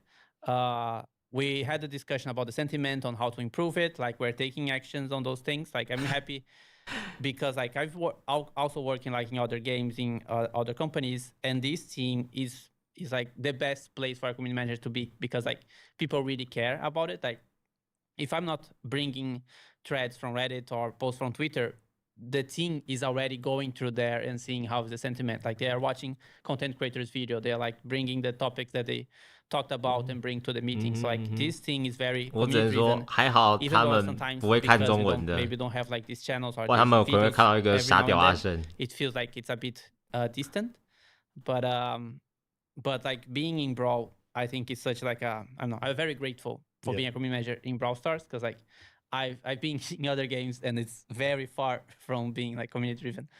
And I was a community manager there in those games before as well. But I think, there's lots of room for improvements.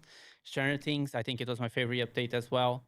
I play so much. I play during work also. Like it's like every time like there's a break between meeting, like, let's just play this match, try to complete all the one icon in the, what is it? Yeah, in the collection. The collection, yeah. I got cramps playing. I was in bed and it's like, okay, actually I need to play. That's so good. It was so good. It needs to come back with another brand because we can't reuse that. Question number 9. Sam, will brawlers with incomplete trios have to wait longer for buffies? I'm thinking Charlie, who's probably going to be handicapped for buffy release by the fact she has no trio members despite being over 2 years old. Yeah, I mean, so the fact that we used trios at the start doesn't mean that we always have to adhere to the same thing necessarily. Like, just because a brawler doesn't have a complete trio does not mean they'll not receive a buffy. Like, there could easily be an update where we take all of these brawlers that have incomplete trios and give them buffies. They're like, rejected. No. Nothing stops us from doing that. So I would love to try to disconnect, like, when a brawler is getting a buffy with do they have a trio. These things are not necessarily correct. Yeah, and miracles can happen. Pierce has just completed Jurassic. Can you believe it? Can you believe it? Crazy stuff. But that sounds good. It's like the Misfits update. Yeah, why not? Well, I think it would be a funny gag if we never complete a trio of a brawler. Oh, like no. forever. Who is forever alone? Yeah. Maybe that'll be the most controversial thing in this entire podcast. Yeah. Well, Ziggy now is alone as well, right? Yeah. Cupid Crust. What happened to the 2,400 credits on the free side of the Brawl Pass? Great question. Yeah, so we released our plans for the December update in November. And we did that because we wanted to give you guys as much information about what was coming ahead of time so that you could make an informed decision, especially since we were about to run a Black Friday sale and we didn't want to, pull the rug out from under you or anything. But the thing is that we were like in the middle of development. And of course, like we don't have all of the answers until we like worked it out. Yeah. And we do prefer to like give you locked information when we can. Just in that case, it wasn't completely locked. Now, we did mention that at the top of the post. Of course, no one pays attention to that part. So the reason for the change, and everything in that post was accurate except for this one change, is that we felt, after reviewing some more information, that PowerPoints would be needed more. We gave you more credits. We give you 600 more credits, and we reduced the... Sorry. We give you 600 more PowerPoints, and we reduced the credit buff. Yeah. So that's what happened there, Yeah, and you guys have no idea how many times I edited that document. I think at some point, like, it has to go live at some point, right? Just ship it, because like it was constantly changing because it was being written in the middle of the development. Yeah. And just to praise the fact that you, it was the second time that we have done this. Like before a big Brawl Pass change, we actually announced it. Yeah. And for us, it's a big sacrifice in terms of hype. Because we reveal the details before doing the teasing or the Brawl Talk big moment, but still, like I would say, it's definitely worth it. Both, I would say, for community reaction, and in a way also as a game developer, like definitely when we are doing something that might be controversial, like being able to at least every now and then actually announce it when we are still doing it, just in case it feels good to the announcement is out, and like people are not throwing. But I guess I also compare like with the industry. Like we wanted to announce that before the Black Friday because like we were changing the price of the Brawl Pass, we are adding a new resourcing, so we wanted the players to like before they spend the stuff or like they buy offers that they know what's coming, so they can make like an educated purchase and everything. So like that was our time pressure. But I think like like most of the industry don't do that. Like they change and like there you go, now it's new. Like so, we gave time, and then even like the Brawl Pass thing that now that you can't buy anymore, but before you could buy the old Brawl Pass and then change, buy a token and then claim the high value Brawl Pass afterwards. Like we announced everything beforehand. So like we know it could be controversial, but we wanted to make like the smoothest as possible. Yeah, absolutely. And then Reddit questions are over, and now we're going to Twitter, where the first question is, who peed in the pool? 是个木不是吗 Senior Wiro. Actually, the name is... No, that's the name or the ID? I don't know. But I'll put you on the screen. And then to answer this question, we have Adan. Come here, Adan. Where is it? Cut.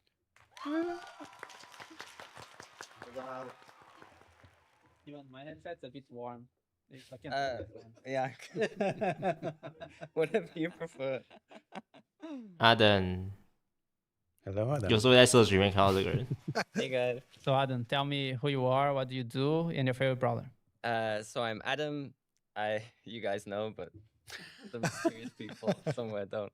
I work in product marketing, but pretty much what that means is I work on the like launch campaigns for like the new brawlers or the new seasons. So 是木跟新角 Players 色啊、 probably what they see the most is the animations that come out. I think my first one was Toy Story or Meeple, and I've been doing like obviously split it between people on the team, but I do a few of those different ones. And my favorite brawler, I had an hour to think about it, and I still couldn't decide. He was just watching from that. Yeah, I think my most played I found out was Melody.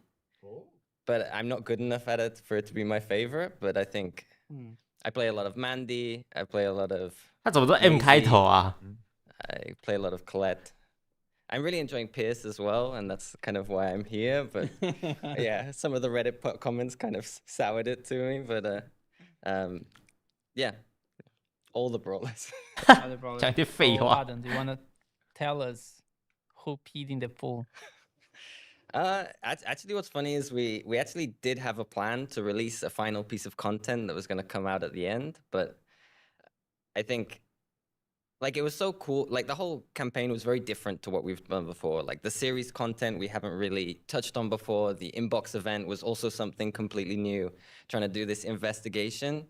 And I think we were trying so hard to like make it believable. It could be anyone, and also put these different pieces together that when we got to the end and we had this like final piece, one, it was pretty late when we actually had it, and it felt like the conversation had already moved on to like we were talking about the new pass and the new season. So it felt like we missed the moment for it, and also it didn't feel like as maybe satisfying as we wanted it to feel like. To what felt like such a cool campaign, and there was so much cool discussion as well online of people talking about it was this one, it was this. Even once like everyone said it was Pierce, but I don't know where that came from or like. It was the majority of the votes. I think it was like Reflex or someone on. Yeah, just said it was Pierce. It was like he's the one investigating. He was even in the park at the time. He had some bad door advice. Too. Yeah.他开始就是听别人讲干话啦。 Yeah, so. 那他们也是在讲， so we can show 他们想要表达的东西，我觉 video 得 of 蛮 what 正常 was 的。 gonna come out. I don't know. Yeah, but is it gonna play somewhere mysterious? 毕竟这是 AI 翻译，所以它也不是 Go to my downloads. 它表达的也不是100%正确这样子。 Are there any spoilers in your downloads? No, they won't see. Okay. Yeah, full screen. You guys haven't seen as well, right? No. It's a surprise as well for 啊，these guys. 他们也不知道 I 谁在 actually 尿 spoiled 尿 it。for them right before. 好 So. 好， Come on. Sorry, Dad. Pierce, my hero! Huh? Whoa! I can't believe it was Mandy? Huh? What the? 查斯特哦， Yeah, that's it. That's it. It's over. Epic. We did it. 傻笑。 Thinking That's right. about it now that I see it, it's like okay, it makes so much sense that it's just annoying. So Oh, it's, yeah. it's the ultimate prankster in a way. No? He was a prankster, and also we like if you went through the investigations, there was this kind of this subplot of him like trying to take over Rainbow Candy Stand. So it was like he was trying to frame Mandy for it. So it was. I think there's also some mystery there as well on 呀，查斯特 whether 也有糖果，记 he 得。 is the peer, or it's still up for mystery because maybe he was just using the incident. So there's an original peer, and then he was just copying 模仿哎 using mustard. So kind of maybe the peer is still out there. There'll be an episode. Maybe I didn't answer anything. Yeah, people loved peace so much that we're gonna do like no. That yeah, I completely understand that there was too much pee. Like because it was like this super fun idea that we came up with in the marketing meeting where like we're like, okay, he's the security guard or the sanitation expert at the pool. Like, what kind of issues is he solving? And it's like it was so obvious. Like, oh, people peeing in the pool is a problem. But then when it actually came to it, it was. Like Danny, because over Christmas, I spent so much time looking at Reddit, and like there was people like, "This guy needs to get fired." They don't even know who I am. I'm now. Welcome to my world. I'm now so ready for like, after this comes out, I'll see like, this is the dude with the pee fetish or whatever, and I was like, oh, now they've got my face. Like it should be blurred out, but like yeah, I messaged Danny because I was like, oh my god, what have I done? Like. This is the end. Like I'm gonna get back in on like after Christmas and Frank's gonna fire me. That was like that was what was going through my head. And then he goes like, look, it was a good gag, but you made like a movie out of it. And I was like, yeah, that's right. It was like a funny moment, but because we tried to do this ambitious thing of creating like series content and doing something longer, which one, I really, really am happy about that. Like we see it really worked in terms of people engaging, people watching. Like we always try and analyze videos based on how much they watched of the video. And like for these videos, like people retained from the beginning to the end, almost flat. So they really wanted to know, and like the story actually kept them retained. And like I think the inbox 你们都有去看那个 out of all the things I've 就 worked 是 on, 谁 I 来 have 鸟鸟， like 就是 many 他们 videos 这 I 个 like 故 more 事， than 我完全 like I 没 really 看 love。Trunk that I worked on, Brawl Arena meant a lot to me, like Meatball, all these Ollie, like the Katana Kingdom stuff. But like this was the one where everyone was talking about it, and that like as like someone who's like that's their job. Like I now want to do only stuff like this where it should be a moment where everyone is talking about that thing. And I'm sad that everyone was talking about P this time, but I hope next time, like, we can do something cooler, which is like, because I know everyone wants more lore stuff, and I want to do something that is more lore driven, but like everyone can talk about it as opposed to, who peed in the pool. 我其实觉得他们可以做个起源吧， going through 就 what 做个荒野 have you 乱 done 斗的 for 动画， the 像 project? 以 And I 前 would 波 just 冲组有动 like 画 to highlight 有 like 第一集、 something 第二 we 集、 did. 第三集，其实荒野乱斗 Anyway, 没有这种东西。 For me, it's like a personal achievement. Like I'm a big comic and manga reader, so during Katana Kingdom, Adam was the one helping us out to pull off the big effort that was like to tell the story in a manga and also anime format that was also animated. So yeah, like you don't only do P stuff. I've done other stuff. I remember Does many amazing things for us. the manga one was insane because we had such a short lead time and we wanted to do so much that like all the episodes were made in like 2 weeks. Like, and it was absolutely crazy, but I think it's one of my favorite things that I got to do. No, I think my favorite is Trunk, and I think it's like I remember even Queen. I think you almost cried on Trunk. When like she gets squished and then there's just horror on his face, like that was diabolical. How dare you? No, Trunk I love, and also Trunk is extra special because I am the voice of Trunk in game. It's not made. I didn't 这两 know. 个还 It's 配音 been 的， pitched up by like 1,000 times. 哇靠！ I was like, because like Martin like said, oh, do you want to do a voice? And I'm like, what cool badass character am I gonna be? It's like you're a tree full of ants. So I was like, come on, like completely unrecognizable to your own voice. So And then maybe Tease Globert. Tease Globert. So, will it be out? It'll be out by the time this comes It out. will be out. Yeah. Well, then you can just. it comes out next Friday. Yeah. But like, what should I tease about Globert? Globert video, super excited for it. I am singing in the video. Like I wrote and sang the 哇，他还 song. 自己写歌自己 Unless you 唱 hate 哎 it, and then I didn't. Like, It sounds amazing. Like, but yeah, I really hope people like it. It's not about pee, and it's not like we do stuff that's doo doo, but no. Like, So we believe in taking risks, and I think Adam really exemplifies this. yay. yeah, but Globert I'm super excited for, and we have other stuff in the work that I'm even more excited for. And as I said, like, I think the Pierce thing was a great learning on this kind of more serialized content, and I really hope we can do more of that in the future. Like, it's a lot of work that we put in, but I think it's really worth it, and yeah, I would love to do more. Thank you so much, Adam. Is there anything you want to say to the players before you leave? I want to say that we also like, maybe it doesn't come across all the time, but we are like always paying so much attention to all the comments and everything you say. Like as I said, one of the first videos I did was Meeple and Toy Story, and we did a lot of voices in that.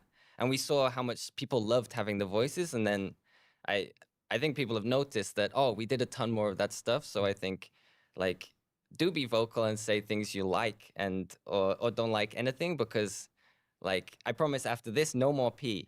Like that, like we listen, but also whatever, like more voices or more serialized content, whatever it is, like we listen, and I scour Reddit like nonstop for good or for bad, and we just want to do stuff that you enjoy, and it's for you guys. So yeah, I hope that everyone enjoys it. There's so much more fluids to explore, right? No more fluid. I'm done. Okay, Stop making me do it, Danny. Thank you so much, Adam. Thank you. 哎 Adam. 呀， Thank 他也 you, 有 Adam. 那个音效版， Cool. 难怪刚刚有音效。now continue with the questions. Enough about urine. Still from Twitter, Span, like a content creator. I always like say that he was like the world champion in 2019. I keep referring that because the further away from his title, the worse the title gets. Like, because it's people saying like, it's just Worse it Spencer. What? no, Span but I want LC. to change. Now he's a awesome content creator with like very valid points about competitive pro gaming. Sorry. Anyway, with the introduction of buffies, I think brawlers without buffies are going to be even more power crept, even worse than the last few years with the hypercharge release. These new brawlers are receiving at least 5 changes to their kit. What are your reasonings to release buffies this way? Yeah, I think this is a good question first and foremost. I think we'll touch on power creep a little bit, but I also think the fact that we're going to go through it soon. The deltas, so meaning the difference between having a buffy and not having a buffy, 这个我看过了 is maybe not as big as you might think. 放屁！ essentially. 刚这一段我真的要好好的吐槽，我真的觉得 Community 他的 sentiment 言 right 就是 now 应该 is that buffies are OP and that's it. And some are very good. But I think if you compare to actually OP stuff that we've had in the past, say Larry and Lori or release Rosa or something like this. Classic. Yeah, buffies pale in comparison. Yes. So I just wanted to show really quickly the buffies win rates when you have a buffy versus when you don't have a buffy, because there's been a lot of talk about buffy. So this data is only from Legendary Plus in Ranked for the last few days. So in my mind, an acceptable win rate differential that a buffy should have is somewhere between 5 to 10%. Like that's an acceptable win rate range. And if we look at the absolute win rate, so that's the right-hand side column, for example, if you have a buffy and you're using Silver Bullet, your win rate on Colt is around 53%, right? Like that's what that column means. If you're not using the buffy, you're going to have a win rate of 44%. This, of course, also includes that if you're not using the buffy, your Colt might also be lower level than 11. You might not have hypercharge and so forth. But still, this gives us some idea of what is the absolute power of having a buffy versus not having a buffy. And this is all the gadgets we released in the update. And as you can see, there is no delta, more or less, that is higher than 10%. The only one is Mortis' Creature of the Night, but that even goes from lower to much higher. So it's still above 50, but not by much, right? So the ranges are not bad at all. But it does mean that, of course, stuff like Ems, who is just strong in general, she has sporting a really high win rate both with and without the buffy. And those are when I talk about balancing outliers a lot of the time in the community, this is what I mean when I say outliers, right? When you see something above 60% on the win rates, that's probably something we want to address ASAP. 好，这数据是怎么计算？他刚刚有说啊，就是传奇场以上的段位。他统计了团体场以上的段位，而且是前几天的数据。那我自己是觉得这不准，不能拿这张图表去，它有参考价值，但我觉得它参考价值只能占大概一半不到，因为他敢这样子讲，我就认为他绝对没有打排位赛啦。因为排位赛这个东西，我们会被迫使用这些很强势的角色，有一种叫做不能放给对面选。假设我们今天 ban 掉了一堆角色，但是放了一只科尔特，那你要不要选？你得选啊，因为你不选就是对面选。但是你选了之后会怎么样？你没玩啊，你没玩过科尔特，你科尔特玩的跟一坨屎一样，但是你还是得选，因为不选就是对面选，那你更惨。那在我自己不会玩科尔特的情况下，我选的科尔特，那我顶多就是把我从一个很烂变成没有这么烂而已，那胜率自然而然也不会拉到太夸张，就是我们会被。这个胜率会被这种人拉低啊，就是会被这种人拉掉。原本我根本就不玩科尔特，我不会站在这一排里面。我没有玩科尔特，我不会站到这一排里面。但是我玩了科尔特，我跑到这一栏里面了。它这个没有参考价值啊，完全没有，这不能说完全没有，有是有。你看到数据上面，艾米史派克确实是变强的，但是这妈的，这妈强到一个爆炸，这数据绝对还在往上多个5%左右。And then we can go to the next one. This is just more, but this is for then the star powers. And you see a similar 不是可以跟 story 队友 here, 换的，你打野牌谁要跟你换？ where, for example, hype, which is considered the strongest star power of all time with the Buffy, right? Is sitting at 65, which is high, but the delta is not that high. And for example, maybe Mortis with Coil Snake, who is also sitting at 65% win rate, is not getting talked to as much. And I think this is interesting because perceptionally, I think, you would believe that EMS is a much stronger brawler with the hype star power. However, Mortis is sporting similar win rates, but it doesn't feel as oppressive. And I think this is also a really big part of balancing a lot of the time, where we know the absolute numbers of things, but that doesn't help if you feel differently. And I think that's where we have to kind of marry these two things, like make sure the numbers are correct, but that it's something also doesn't feel bad to play against. And I think that's where, for example, hype, EMS's star power fails, because it's really frustrating shooting at something that's invulnerable, not getting any supercharge, wasting your ammo. Like, that feels much worse than a Mortis dashing. 你看这个我就觉得很夸张。艾米在没有之前是61，有之后变65，他只多了4%，只多了4%，只多4%。And getting a damage reduction for it, even though they're equally strong, like as per data. So just wanted to point those things out. And there is a small 我 difference. 不知道我理解有没有 not 错 small, 啊，但我就觉得 between like the average Mortis player and the legendary Yes. Mortis player. So the average Mortis win rate is like below 50%, Yeah. right? Yeah. Still with Yeah. buffies. Yeah. And that's just because a lot of like low skill players like Mortis. Yeah, absolutely. Yeah. And then the last graph I want to show you guys is actually two more. This is just the hypercharged ones as well, similar stories.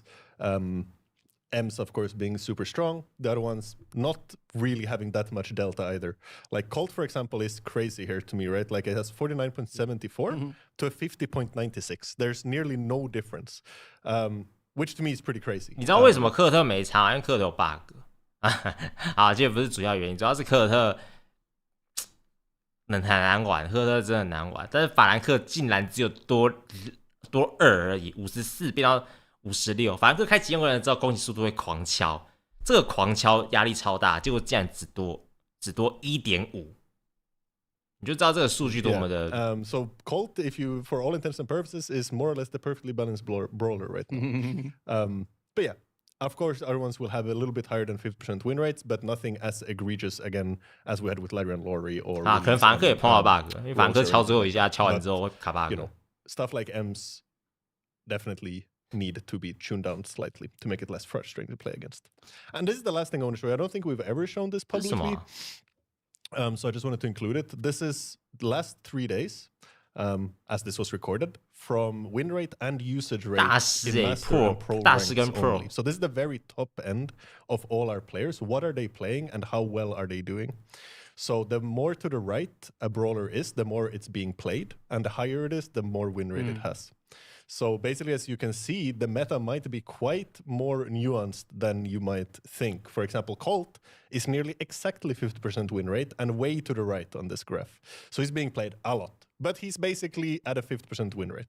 EMS, of course, is being played quite a bit, but not maybe as much as you might expect. 你知道这种最夸张，最多人使用，但是胜率竟然还可以50%以上，尤其这看数字应该是51。这么多人使用，竟然胜率还可以到50%，代表说这只角色到底有多强，就知道这是一个很夸张的一个东西。然后艾伊是大师以上 Pro， 胜率到60，史派克也是60。那这个 Shiv 这是谁啊？雪莉。She's sitting at 60% win rate overall at higher ranks. Grom sitting at a similar win rate as EMS, by the way, just not being played as much. And I think there's a lot of cool info. I'm not going to go through all the brawlers here, of course. I just wanted to show you because when we speak about the meta and when we speak about these things, I think the reality might differ very much from perception. And I just want to kind of draw a parallel between these two. So this is the reality of high-rated play right now. And I think there's a lot of cool, conclusion to draw from that. And again, when I say touching outliers, I use that word a lot when I talk about balancing.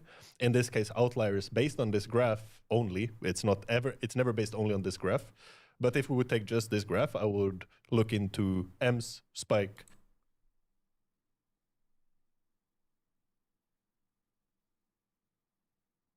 Shelly, Frank, Mina, Colt. Like those would be the top kind of brawlers I would look into just based on this graph. Brawls that are used a lot, so they're very versatile, and also sporting north of 50% win rate.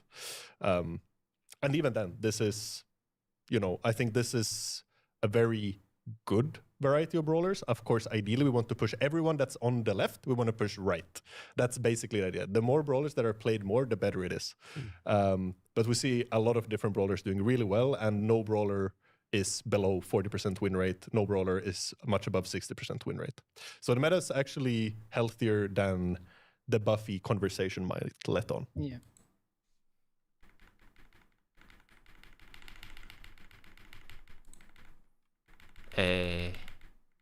所以版本环境其实更健康。Healthier than 奇怪 the Buffy conversation might 这翻译不知道有没有 let on. 错。The reasoning to release Buffies with 5 new changes to their kit, again, like when we made Buffies, we went back and forth a lot on what they should actually be on the gameplay side, right? Like we went all directions. Should there be one ability? Should there be a button? Should there be 不知道，刚那一段不知道有没 they 有错 augment 啊。 one thing, 2 things? What are they augmenting? And I think what we landed on is like, instead of going one extreme ability, we wanted basically more excitement into Brawler's existing kits. And that's why you have basically all the small changes from all the Buffies essentially is what we think makes the biggest impact. And that's why we're releasing them this way. And then about the timing, what was your reasoning behind the timing of releasing Buffies? I know deadlines are tight and you probably want to release Buffies before esports starts up again. However, over the winter period, lots have felt really frustrated with the imbalance of Buffies. I think I cut off the rest of his question. Plus lots of, I don't know. Lots of something. Yeah, but yeah, the timing. Yeah. So I think this is super valid again. I think for us, it was very much like he mentioned here, is we wanted to do it between the esports seasons. This was one of the biggest priorities for us because we can't make a change this big in the middle of a season. So it basically had to be now. Unfortunately, of course, that also coincides with the winter break for a lot of us within the team. And there's nothing 这个真的是很困扰一点。 we can really do about it. 放假 So 真是 what we 放 try 太 to 多 do 了，真 is 是。 make the Buffies not game breaking in their own right, which they aren't. I know Ems is strong, yes, I'm aware. 他刚刚说什么？他这段没有错吗？他说让 Buffies 自身不会破坏游戏平衡，然后 their own right, which they are. 事实上他们也确实没有。这段有错吗？ To do is make the Buffies not game breaking in their own right, which they aren't. I know Ems is strong, yes, I'm aware. But she's not game breaking by any means. 哈？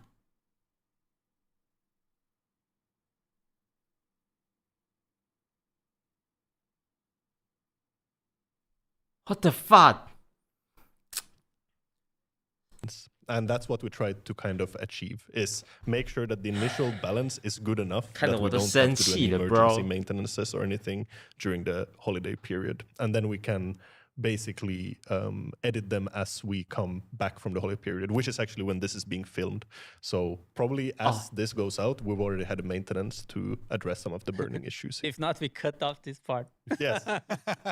But yeah, 等等，逼害你的意思是怎样？他是反讽，他是反，就是说，事实上他也没有破坏平衡，但是他超 OP， 因为他超 OP， 是这样吗？他是反故意的吗？还是他就是真的表达那个意思？ Yeah, and to add to that, like the timing of World Finals definitely matters, but Yes. I think even more was that players were running out of a meaningful progression goal. yeah. Yes. And we need absolutely. to get them the new goal, and like waiting is very costly for us. Yes. So we needed to get it out. Yeah. Yeah. In a way, like, although the Stranger Things event was a relative success, it would have been way bigger If it was after. we would have already have these bigger goals for players to chase during the event, right? Yes. That's true. Yeah, and to be fair, like also the results of the Stranger Things, like for me, it was one of the best updates ever. We got like the game mode was so fun. And, like for the players, I was like, we had the new daily wings, which is just like better to play every day. I think there was something else. Mega Quest Mega was Quest, right, yeah. yeah. It's like there was no negative things. Like maybe the drop rate of the skins, Sure. but it had like some hype 啊、 on the 果然， first 来、 weeks. 我们来看一下回答。我刚刚也在想，他们是不是依照以前罗莎跟赖瑞，B 站比较准啊。B 站说没有到超 OP， 因为他看后台数据确实没有到赖瑞这样，他们看不是这样。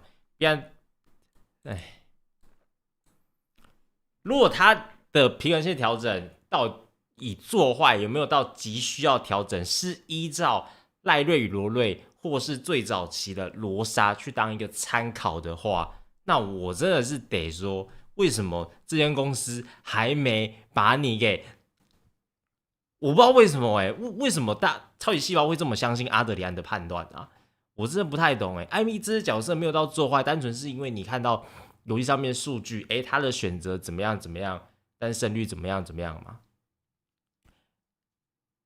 我不能理解，艾米这只角色会胜率会没有办法到这么高，是因为他艾米会被投掷角 counter。艾米虽然可以先选，但他最终还是怕投掷角。但是你要考量到另外一个点是会有一般场这个问题啊，然后再加上如果有一些地图不是投掷角的话，那艾米就是巨强啊。我不太能理解他竟然能 Like our number starts going back to what they were before, right? Which is the opposite of what's happening with buffies now. Yeah. It's like even though the update is like way like it's fully on community sentiment, like it's everybody like 完全没有办法理 new 解 game mode. 阿德里安。 It is like a normal, obvious buff to progression. It's better to play every day. It didn't work out as we want, so like we really need something for them to change. Yeah, and another thing about the Upside Showdown is that it really appealed to like our top 10% of players, our hardcore, really engaged players, our very skilled players, because they could like finish runs. Well, they can read and they can finish runs, right? Like they're very skillful, right? But actually, like the mainstream audience struggled in the mode, and they actually dropped like pretty quickly after like a week because they just couldn't like get to the end of a run. And so that was like a learning for us. Like we still obviously love the mode, and like we're planning to bring it back in some form. But yeah, it didn't have like mainstream success. Yeah. Will hypercharge also be getting reworked when brawlers receive their buffies, as there are quite a few really bad hypercharge still without reworks? Example, Pearl and Chuck.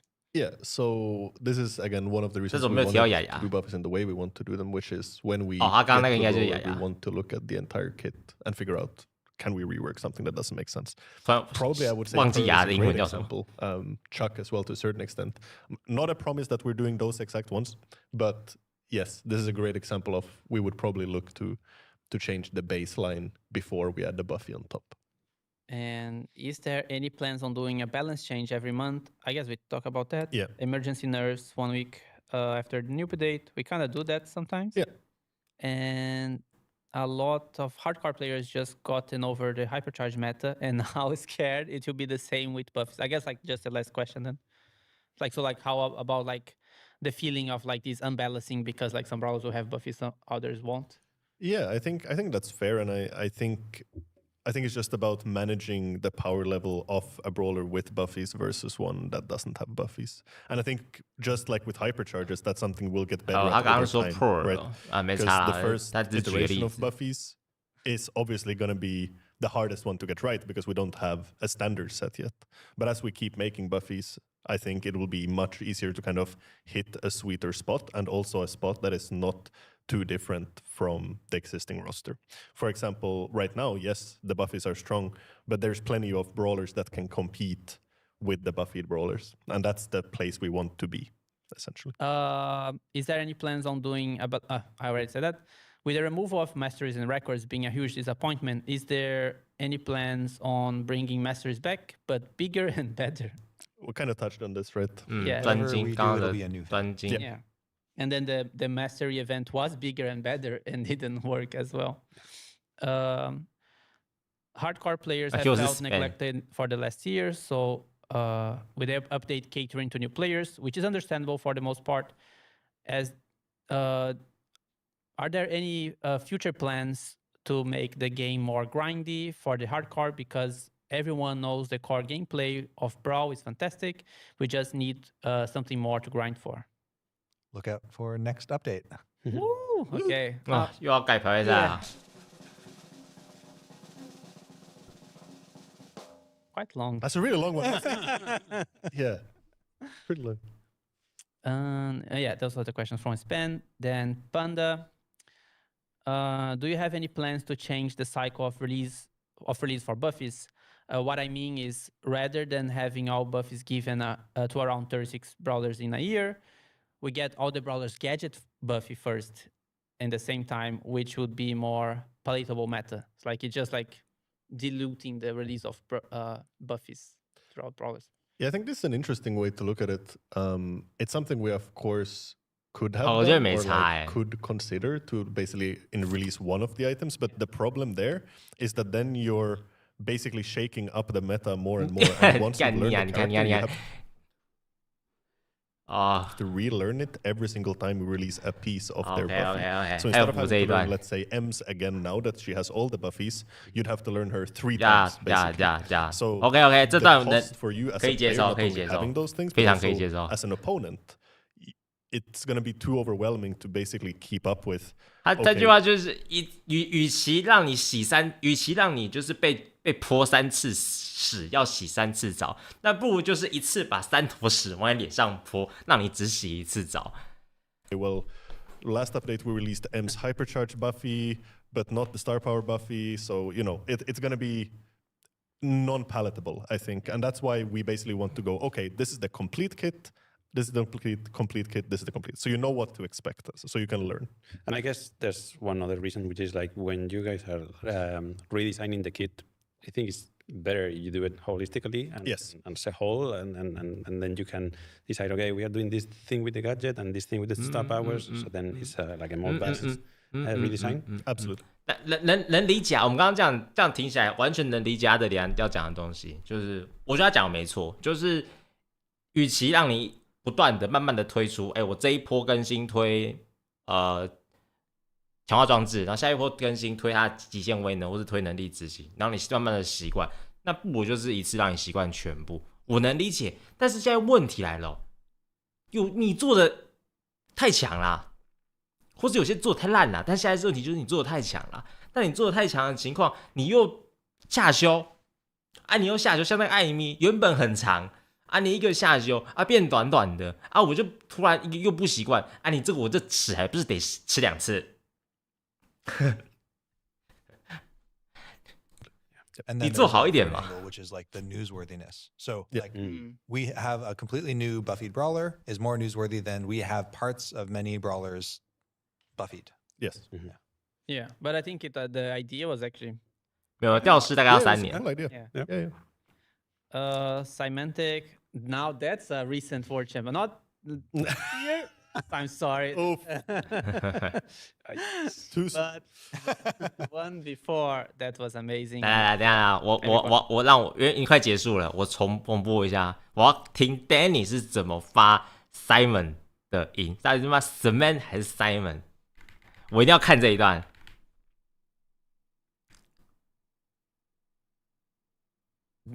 我又断线了，来。Symantec.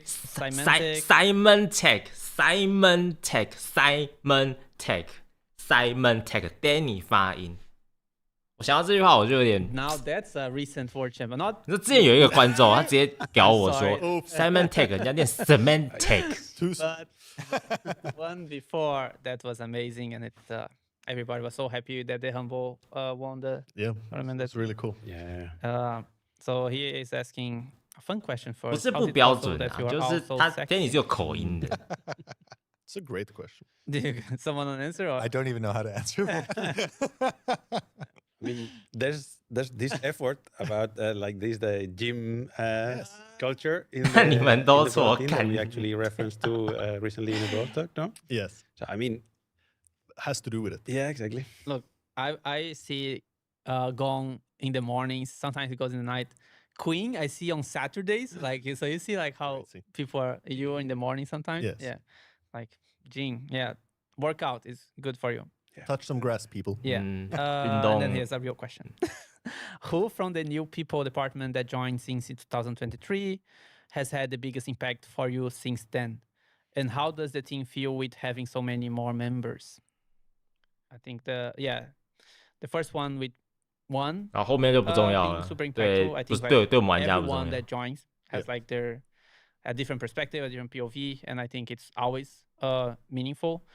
There are like, for example, things that happen in the game. It was like someone who was really passionate about this one thing and then just drive it through the end, right? So like I guess like the MOBA, we had like one person who was really passionate, like I just want a MOBA in the game, and he was like, I will develop it anyway. So like he kind of like were the owner of his own feature. But like I guess like for 原来 the MOBA 有 team 一个 growth, 专门 like with many more members, 专门去 I 负 think like 责 we have a 的。 lot to learn because like we were a small team, and I think when Brawl like had the super crazy growth, we were all aligned, and it was like a small room. So like if I turned my back, I could talk to the whole team, right? Which is not a reality anymore. Like now we have like sub teams inside the team, and I think like now we are learning, like doing this podcast, like bringing different people to communicate, to align better. But I think the 2025 could have been a year that is a bit wonky because there was like a lot of different perspectives on what is the best for the game, right? And it's also harder to coordinate more people. Yeah. And we're still like learning there for sure as well. Yeah. But the whole team is like full of superstars. Yeah. Super independent, super passionate people that like make amazing things. And yeah, so often the biggest challenge is just like making sure we're all building the same sandcastle. Yeah.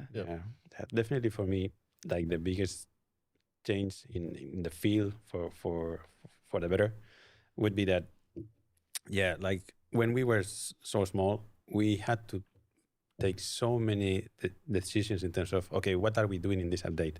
Because we didn't have that many bullets to decide where we were shooting at. And now, despite our ambition keeps on growing, I do feel like we are able to tackle more things that we are willing to do, like just because we have more people to work on them. I think I just want to give a very concrete example, maybe from the gameplay side, to kind of make this more understandable, maybe for the players. So imagine the last update with buffies, for example. If we were the size before we grew the team, we would have either shipped maybe 3 buffies, or a hypercharge with a brawler, 1 brawler, or a game mode. Like that would have been the choice we had to make back then. Now we didn't have to make that choice. We wanted to do all of it, and we are able to make all of it. And that goes not only for gameplay, but across the whole game, basically. We don't have to... We still have to prioritize, of course, but we can realize so much more of our ambition than we could before. Exactly. And we get so many more great opinions from, again, like Quinn said, superstars within the team. And it just makes, I think, the game better as a whole and the team stronger. We had an update that it was 3 skins. Oh, yeah. From Livy. What calls for an emergency maintenance break? There have been breaks in the past to fix brawlers mechanics or small bugs in UI or effects 会有那个 of minor things 恶意 in the 闪 game, 退的那种 while 问题。 major bugs like the current vision one 然后讲到 are 红蓝方 ignored, 视野 which 了， results in players what results in players just hoping for a fix. Why? Great question. Maybe I can take part of this one because I'm very much involved in the health of the game as well. So the boring answer is when a bug happens, sometimes one is finding it. Like that's usually not the hard part. Like we can usually make a bug happen and what we call reproduce it. So make it happen again and again. Once we know that, we still have to find out the reason as to why it happens. And then we have to find a fix. This process can go anywhere from 30 minutes to a week, depending on how hard the bug is to find and fix. And there is no real kind of pattern for this. Like every bug is very different when it comes to this. And then to make the call on should we have a maintenance or not for a bug, that is basically if something is completely game breaking. Like the vision bug right now, it's really bad. And that's basically our highest priority item right now on our list. But we don't have a fix that we are able to deploy yet. But it doesn't mean we're ignoring it. It means we have to try to fix it. And sometimes that can just take longer. That's the boring answer. OK， 他意思就是我们知道这很严重，我们的确把它排在最优先级，但我们暂时修不好。And Yeah, I mean, when it comes to stuff like brawler mechanics, I think the times we want to make fixes, for example, when it breaks the server completely, right? Like when you have server 43 that I bet everyone has seen at some point in their life. That's something we want to basically tackle ASAP because, I mean, the matches don't work. So it's very much on a case-by-case basis. How fast can we fix something and how detrimental is it for the players? And then we make a call on, does this need a maintenance? When does this need a maintenance, basically? We do try and avoid taking down the game because like that's kind of the worst thing is like I want to play Brawl and I can't. Yes. Yeah, so we try and bundle things together if we can. Yep. Candy 这 Noticias, 我觉得这没办 in 法 the 修不好， Brawl 没办 Pass, 法， free-to-play 但是 players can only get one resource key. My question is, do you plan to use to give us keys at events, freebies, etc., or will they only be exclusive for the Brawl Pass Plus? We're open to the idea. I think we do need to be cautious here. So the Brawl Pass is like our biggest source of revenue. And we, you know, if we're too careless with those resources, then it'll mean that less people want to buy the Brawl Pass, which is bad for everybody. It's not just bad for the game, right? Like in order to do all of the cool things we do, like brand, marketing, esports, etc., that requires revenue, and the revenue comes from the Brawl Pass. So we're very careful there. That being said, I do think that it would be okay to give out resource keys every once in a while. 他们之前也有说啊，就是偶尔社群活动会发钥匙 Super rare also because then it makes the pass interesting, right? Anyway, the UI transition when you get the keys is about that you are stealing the key. So maybe players get to steal it elsewhere in the game and then use it in the vault. TOPTJ. Will Ranked be improved in 2026? I personally feel like Ranked is the worst game mode available right now, so I would love to see if you guys have anything in the store for this year. Yes. Yes. But 就 wait, 下 Do 次 we want 更 to 新吧 say。a date or is that too much? no. Okay, yeah. Because But like, yes. the date was supposed to be this update. We already changed, right? Yeah. Yeah. Let's not give Yeah, the. that's it. Yes. But yes, Yes. No. we have plans. But could you maybe talk about the rationale of how do you want to 他 approach 的意思 Ranked? 是 Sure, 这一次更新吗？2月的还是4月？应该是这一次了吧？因为他每次排位赛都是年初，就是今年一整年的月赛之前就会动了。不过去年是3月动的。 Next. Do you want to go or should I go? How 不 about 是去年 I'll say 动 one word?，去年是 Yeah, 动 that's a ，3月动 great 是那 idea. 个 Okay, I'll start. 武装配件 Okay, 改次数 so the current version of Ranked is kind of like a compromise design, I would say. So the goal with the previous version was that we wanted to get more people to play Ranked. And in that, we succeeded, right? Well, for a while. It has declined somewhat. It has become a little bit more niche, but still, like, you know, the funnel is doing okay. But when you do that, like, things like the Ranked reset, there's a tension between what the mainstream audience wants, which is like progression, and what the absolute hardcore pros want, which is like 实力完，就是 competitive 要 integrity, 相同的 right? 对手。 So like the pros don't like it when they have to reset because like they basically like they deserve to be up there where they have quality matches and that's where they can train. And like we've kind of like wasted their time to get them back. So and we, you know, we're talking about like, okay, what is the goal that Ranked should have? And we think it's actually like maximum competitive integrity, even if that means that the mode is less accessible. But we're still discussing it and debating it. I mean, I have nothing to add to that, but yeah, that's. 不知道他们会怎么改，不知道。 Cool. Perry Parrot. What is the behind-the-scenes process behind implementing new gameplay features? Example: Buffy, Subway Suppers, mutations. Really great question. There is more. What is harder to do, coding out the gameplay features, or to come up with the idea 想法 how 是最 players 难 should 的。 obtain these and then use them in game? Well, luckily we have people who are great at coding and people who are great at other things. So yeah, like I guess this question depends on who you are 哇，竟然 asking. 没有说想法是最 I 难 would 的。 suck at coding basically. I mean, you've seen my UI mockup. They're not that bad. But yeah, I guess like I have explained this recently in a few places because it's also interesting for other professionals, like to learn how we actually develop the features or the events in the game. I think it's pretty unique in terms of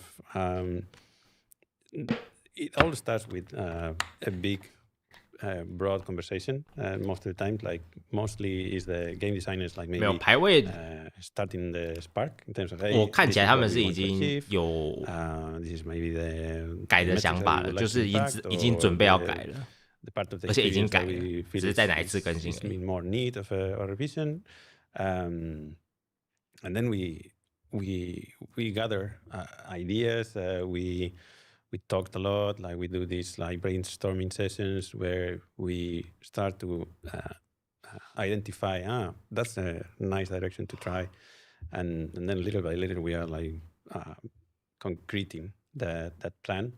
That's mostly when my role comes in, maybe because it's my role to also help to distill those ideas and 没关系， create 下次 some 更新也 mock-ups, 可以。 like to make it easier for everyone to imagine how would it look or how would it feel in game when we actually do that new event or not that new feature together with like the game designers. 完 to 蛋， see 听他 that, 讲话 hey, 好像 this is 睡觉， going 你知 in 道 the 吗？ right 他 direction. 讲话 Also 声音很 talking 低呀、 with other very needed people, like okay, can this actually be coded in a not without such a big effort or with a relative effort?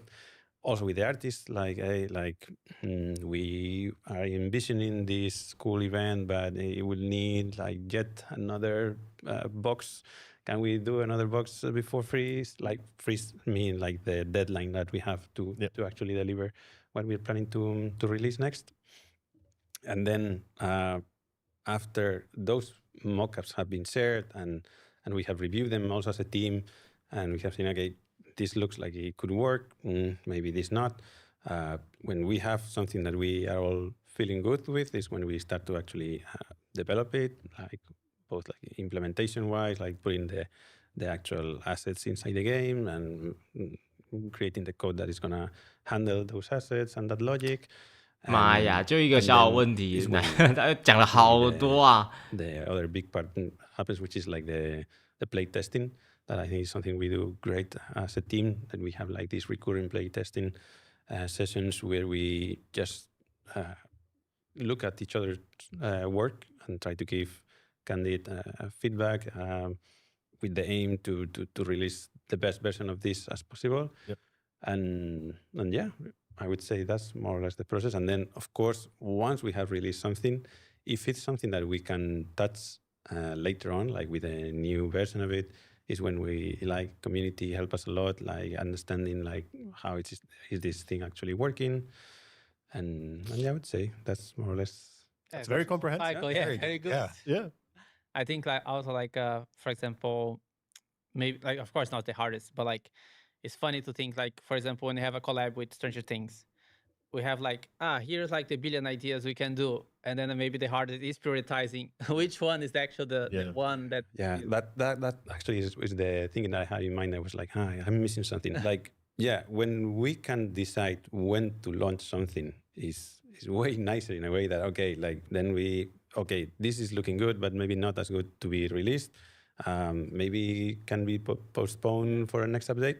But then there's like, let's say we want to do something big for Christmas or for like Golden Week in May, or we have a deal with this new collab brand that we are working with. So for example, like Stranger Things, like we wanted to go together with the release of the last season.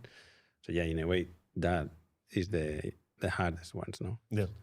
Yeah, like just to add another layer to that. So we have a lot of talent on the team, but all the talent is quite different, right? So we can't be like, okay, all we're doing is Buffy's this update, right? Because like, what is half the team supposed to do, right? So another part of building an update plan is making sure that we're using the talent that we have as effectively as we can. 反倒是这个 Queen So 他 that makes 比 sure 较 that 能 like 抓 maybe 住 we 核 would, 心 you know, in the theoretical world, we'd love 简 to 洁 just 明 go 了，知 all 道 in on this. But 问 actually, 题要怎么样 the way to get the best results is 回答 to make sure that we are leveraging everybody as effectively as possible. And that's like a really complex puzzle to put together. 从 AI 这个翻译来看，比较能听懂他在讲什么。Pisces, with everything that has been added through the years, do you think it's time to adjust rework progression? We got to a point where brawler rarities barely make sense, as there is so few rares and so many higher rarities. I understand why is that, but I feel like it would work if we just sort the brawlers into two categories: beginner friendly and advanced.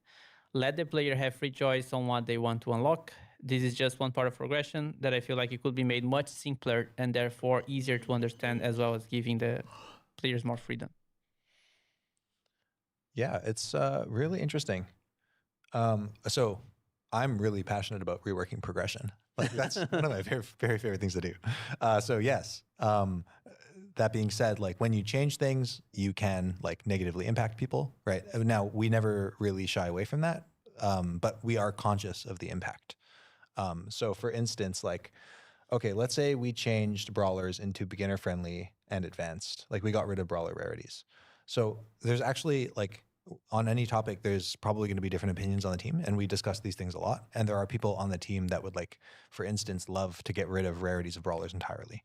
But if we did that, there would be costs. So one of those costs would be that, well, all rarities are basically gone. So every brawler is as exciting to get as any other brawler.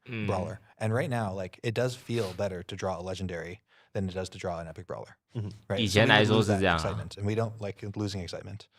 And the other thing that's useful for in terms of brawler rarity for us is that it still does indicate complexity, right? So like legendary brawlers are generally more complex than epics or rares.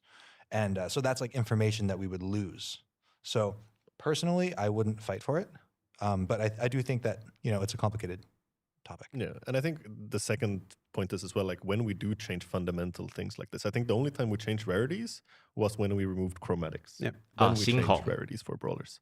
Because imagine, I don't know, let's say you're a Spike main, right? So you really love Spike. He's a legendary brawler. It's really cool. Now Spike is beginner friendly. Like you will not feel that good about having Spike because your cool legendary brawler became beginner friendly. Like this is just one example, but it's back to the point of we need to be really careful when we mess with existing things people have and the existing things people enjoy, because we can also sometimes we miss the mark and we do something worse, and that's not where we want to be. So we have to have a really good reason if we want to make these systematic changes. And you touch on a side issue that we have because there is legacy problems. Like our game is 7 years old now, and then like with removal of mastery, like when you tell a community manager, hey, we have to remove that feature that the players like, and I feel like, oh my God. But then you hear the reasoning, like, oh, it makes sense. But then because it's a game that is constantly changing, like there's a lot of things, like for example, remove rarities. Everyone who had a legendary will feel like cheated, like it's a scam. And it's like those things. And then another discussion that they have because of progression is like, what if you unify coin and PowerPoint? Yeah, like it kind of makes sense on paper because like it's kind of have the same meaning, but like everyone who paid for this currency or everyone who progressed a brawler in a certain way or saved their currency will feel cheated also. Like, and besides like the restructuring the whole economy, which it might be really tough. So I think 所以你这么说， because 其 of, 实好 like, 像也 this game exists for so 没 many 错。 years. There's a lot of like legacy issues that like just changing is not as easy as it sounds on paper. Yeah. There is like a philosophical level of like, in a game, could you do this? Absolutely. In Brawl Stars, can you do this? Well, technically, yes, but you shouldn't. Yeah, like Adrian was giving this example about Spike, and actually, like recently, we were talking with an agency, like trying to help us to improve our brand identity, and they were advising us that it would be nice to give Spike earlier on, like even more like at the beginning of the game you have Sally and Spike, just because Spike has become like this very identifiable character for the 周边还有 It's like, 玩起来都很 of 强的 course, 角色。 like, in an ideal world where maybe we could travel back in time like you did in One Brawl Talk, and we will do that change, but yeah, we cannot do it now. Brawler events plus community initiative. That's the topic actually. From Lavender. I don't know. We'll put it on the screen. Mac Pizza King or Lavender. I don't know. I would like to ask two things. Brawler events. Are there plans for another Brawler event like the Mortis game one? Not actual a plan. Like we don't have anything in this town, but I think it was an interesting experience where like the event was revolved around a Brawler. But yeah, for now, we don't have any plan. Will be cool. I think there's events could be about anything. And then community spotlight events. I really love events like the Brawlies and Supercell make campaigns Recently, we just got a new May campaign, but will we ever get a Brawlies nomination again?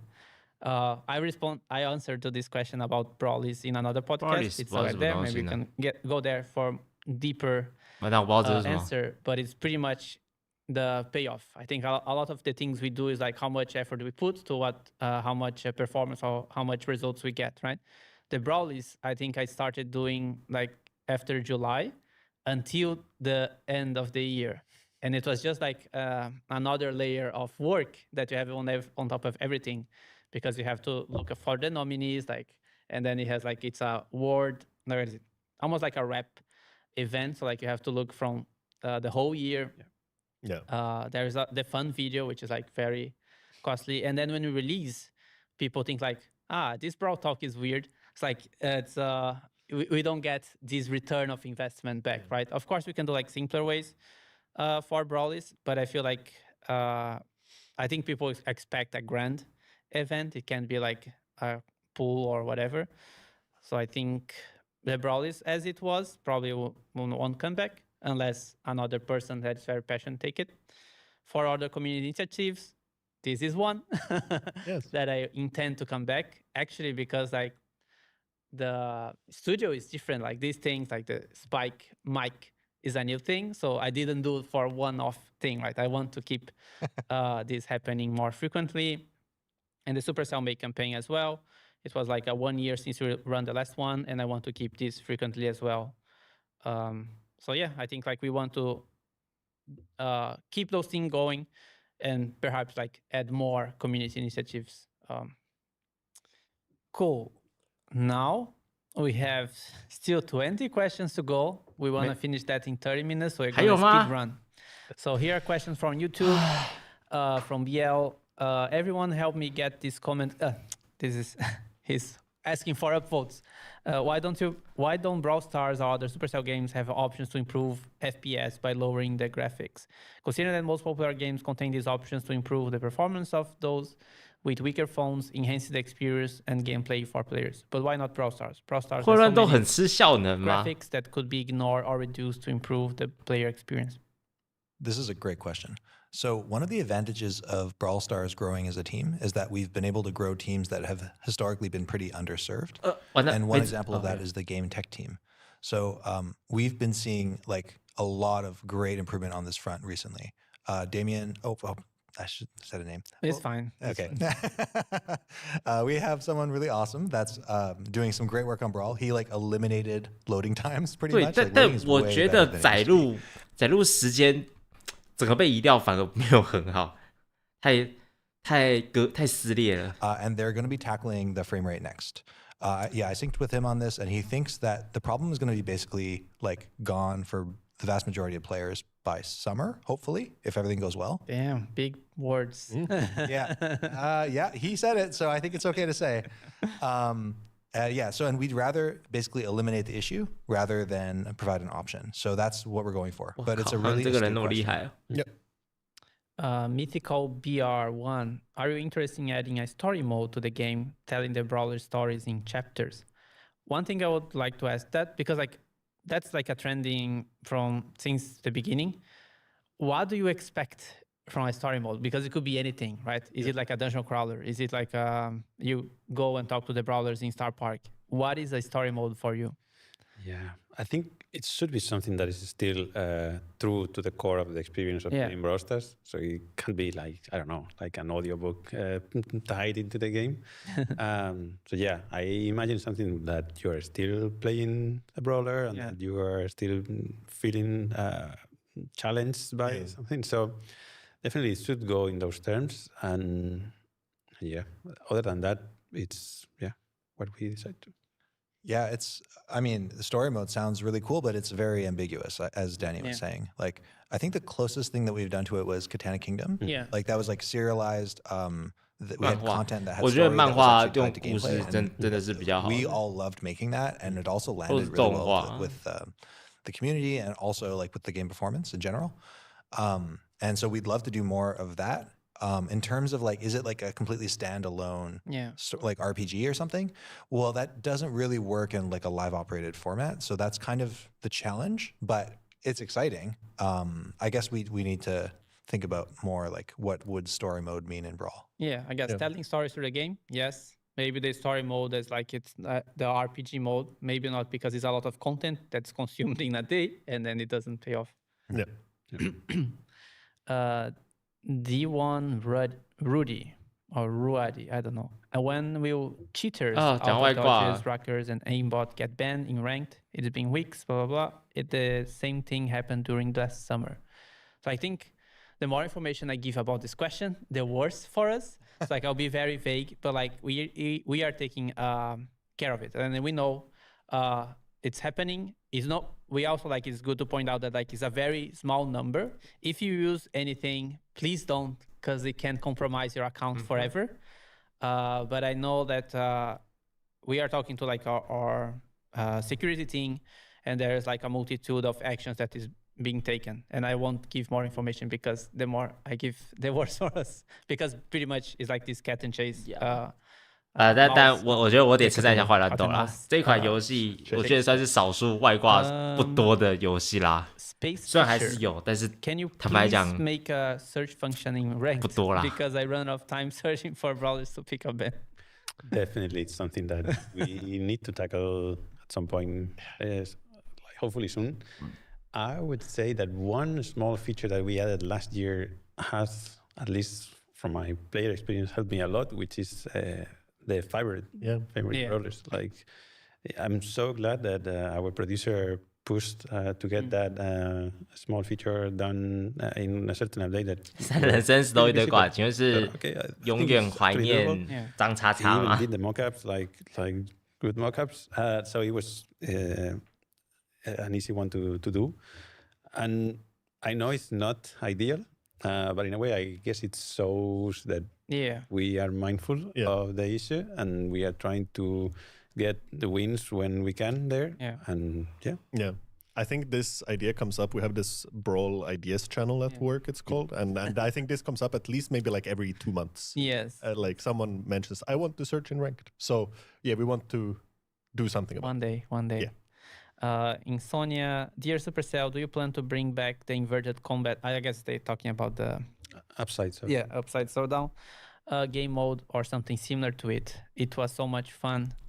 Tier sad emote. I think we have mentioned it already that we would love to get something similar to that mode back.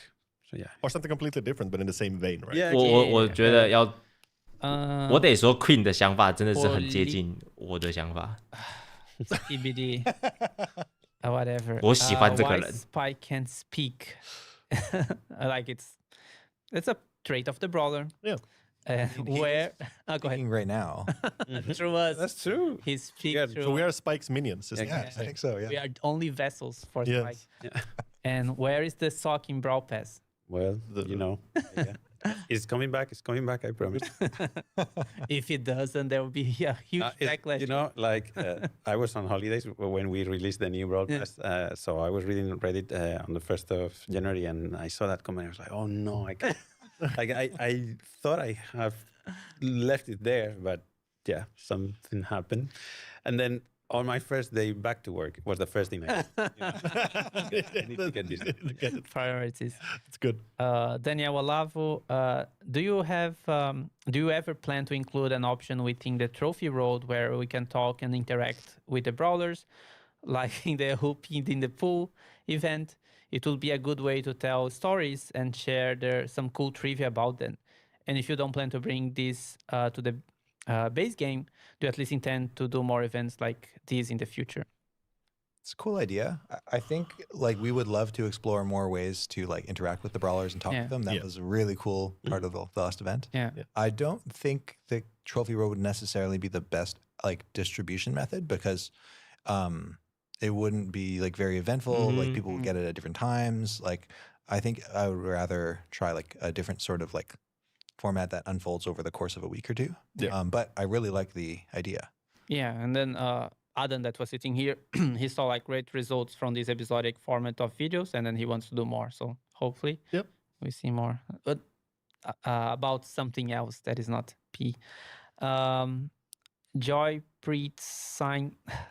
these names. Will free-to-play players ever be able to unlock the other keys except from the resource key? Most likely no, for the reasons of like we don't want to water down the value of the Brawl Pass. It's really important for the health of the game. Planami, will there be a new category of brawlers like snipers, tanks, or assassins, but like elemental types, for example? I mean, never say never, but I feel like most of our brawlers and the ones we have planned kind of fit into our existing classes. 你放屁。 But if we have a really 猫 good 咪是 idea 辅 for a 助 brawler 角。 that just doesn't fit, Yeah. like we absolutely would want to add one. Maybe what elemental means to you? Like maybe. Yeah, it's a good question. Yeah, we'll find your comment. I mean, we have like Ziggy, who's kind of like electrical, and we have Amber, who's kind of fire. That's true. So they're kind of elemental, but they also fit Yeah. into existing Yeah. archetypes. So yeah. Maybe that could be a fun event, you know? Yeah. Gus plays. Will there be any partnership this year? I think there will. Like we're working on something. Like if it's gonna be shipped or not is another question. Yeah. But it's like I don't think it's like gonna be like a massive event like Stranger Things. If it happens, it's because we decided after I said this line. Cool. Wow, I think that was less than 10 minutes. Good job, everyone. I think OK we can 没 do 了。 it. Question from Instagram. 还有靠背。 CasperCilio.exe. Do you understand that a free-to-play player can invest more than 10 years to max his account? Well, I mean, if you play one game a day, then it could take 100 years. So I guess we think about Brawl Stars as like, Brawl Stars is never done, right? It's like very different from like a Steam game. Like you finish a Steam game, you 100% it, you move on. In Brawl, it's like we always want to have something exciting for you to chase, right? So we're always creating new things. And if we do our job well, then every day you have something cool to do. So it's just a different mental model about what a game is. Yeah. And I think like this concept of like I play for free, I should have my account max is not what we're going for, because like we always want the free to play to be chasing something, right? We don't want like to finish the game and then you go to another one. But also like Brawl Stars, it's always like we should at least like make the free to play players competitive. Like you should be able a pool of like you have a lot of freedom to pick the brawlers you want because of the Star Road. You get a lot of the brawlers through gacha or like through boxes. So I think like you don't need to have all the brawlers to be like the best player in the world. But if you want to go like, I'm going to go competitive, I'm going to go pro, then it makes sense that you're also investing buying the Brawl Pass, right? Because like you are making like a career choice and it's So, if you're like a real pro, like this is like your job, then like the Brawl Pass is like a business expense, and it's a pretty small business expense. Yeah. I also think Symantec specifically, I think was free to play until like half a year ago or something. Okay. So, and he's a literal world champion. So you can be competitive without spending a cent. Of course, he's an outlier, but anyway, it can be done. Yeah. KXX000. When will you start caring more about the game than the money? Like, I don't care about the money at all. But like, it's like money is important. Like, it's a business. It's like, it's very obvious. Like, the live games sustain a whole ecosystem of new games being at Supercell.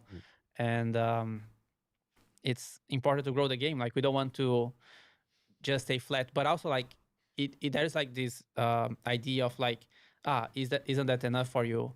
And I think in the industry, if you flatten out, you'll be gonna be forgotten because like there's always a new game coming, and then you wanna be competitive, and it's pretty much like even though like the mobile market keeps growing, people keep getting players from each other, right? It's like growing the game is making sure the game will persist for more years. So, like it's super important to be there.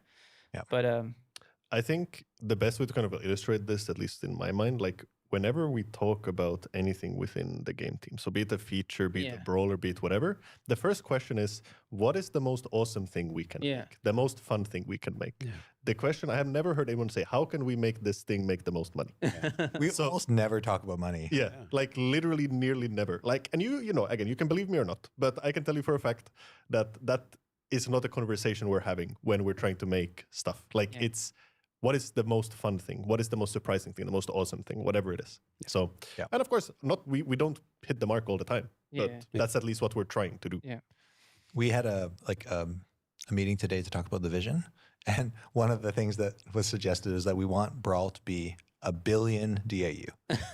每日活跃玩 That's, 家 that's the goal, right? Yeah. Is that possible? I don't know. Maybe probably. There's enough people in the world. Yeah. 平均 But 大概 that's what we 7-8 really 个就要 want, 一个人 right? 玩。 Like that's what we're pushing for every day is to make Brawl the biggest thing ever, Yeah. right? And we do need revenue for that, but there's no suits on the team, right? Yeah. Like we all love games, we all love Brawl Stars, and we're motivated to work on Brawl Stars. Like that's the thing. Like we're not here for the money. Like we make money to make the game. We don't make the game to make money. Yeah. It's yeah. And like this vision workshop that we have done today, like the whole team was gathered, like trying to figure out how would it be Brawl Stars in 5 years into the future. And then we were all trying to imagine how it look like and why we would be 快结束了， newsworthy. 剩 None 15 分 of 钟左右 the。ideas were talking about money. None Yeah, of them. yeah. Like they were talking about, we have been able to connect more people by playing. We have been able to, like grow our audience massively. We have become like a cultural phenomenon, but never money has been mentioned. Yeah. Nachi can you guys make canon Bo and Charlie relationship, making a brawler who mix their abilities? That's super fun idea. Like we had for context, we had a Valentine's event where players could vote on who would kiss Bo. Bo would be the bachelor, and then you can vote for the brawler who would kiss Bo. It ended up being Charlie by a very few margin. I think the other one was Melody, probably. But then it was 9 months after we made like, what if they are still together? It's like we had a wedding for them, so like we kind of like put a what if. It's not like lore, otherwise Fernanda will kill me. But I think the idea of like a brawler that has a relationship and the kid of this brawler is actually a mix of both kids, I think it's super fun. Yeah, I think it's a Food for great thought. idea. Yeah, absolutely. 新角 And 色， Charlie 然后 needs 融合了。 trio members, like team members, I mean. Yes. Scroll. Why have we not added comms button to alert our teammates we need help in certain situations? Like a communication button. Yeah, so this we've been talking about as well, and I think the first time we tried something like this was in Brawl Arena. Because we really wanted to explore what does this mean for Brawl. I think this is again one of the things we want to deal with when we feel like we have some time to spend on it, because we have some cool ideas, and I think a lot of people in the team feel strongly about it as well. We just have to design it and prioritize it. I guess Forever BS, he said in Portuguese, I guess I didn't notice at the time, but he said like, can you turn the club more interesting? Like the club feature. Kind of answered this, I guess. But Yeah, we touched on it. Yeah, whether it's like clubs or like teams or like channels, like it could be anything. It's like, but Gojo from Georgia, have you ever thought about giving more attention to the profile accessories? Like when someone checks in your account, the background. 哦，让那个把它装饰一下。哦，这个想法 we are 很好 bored。of the blue.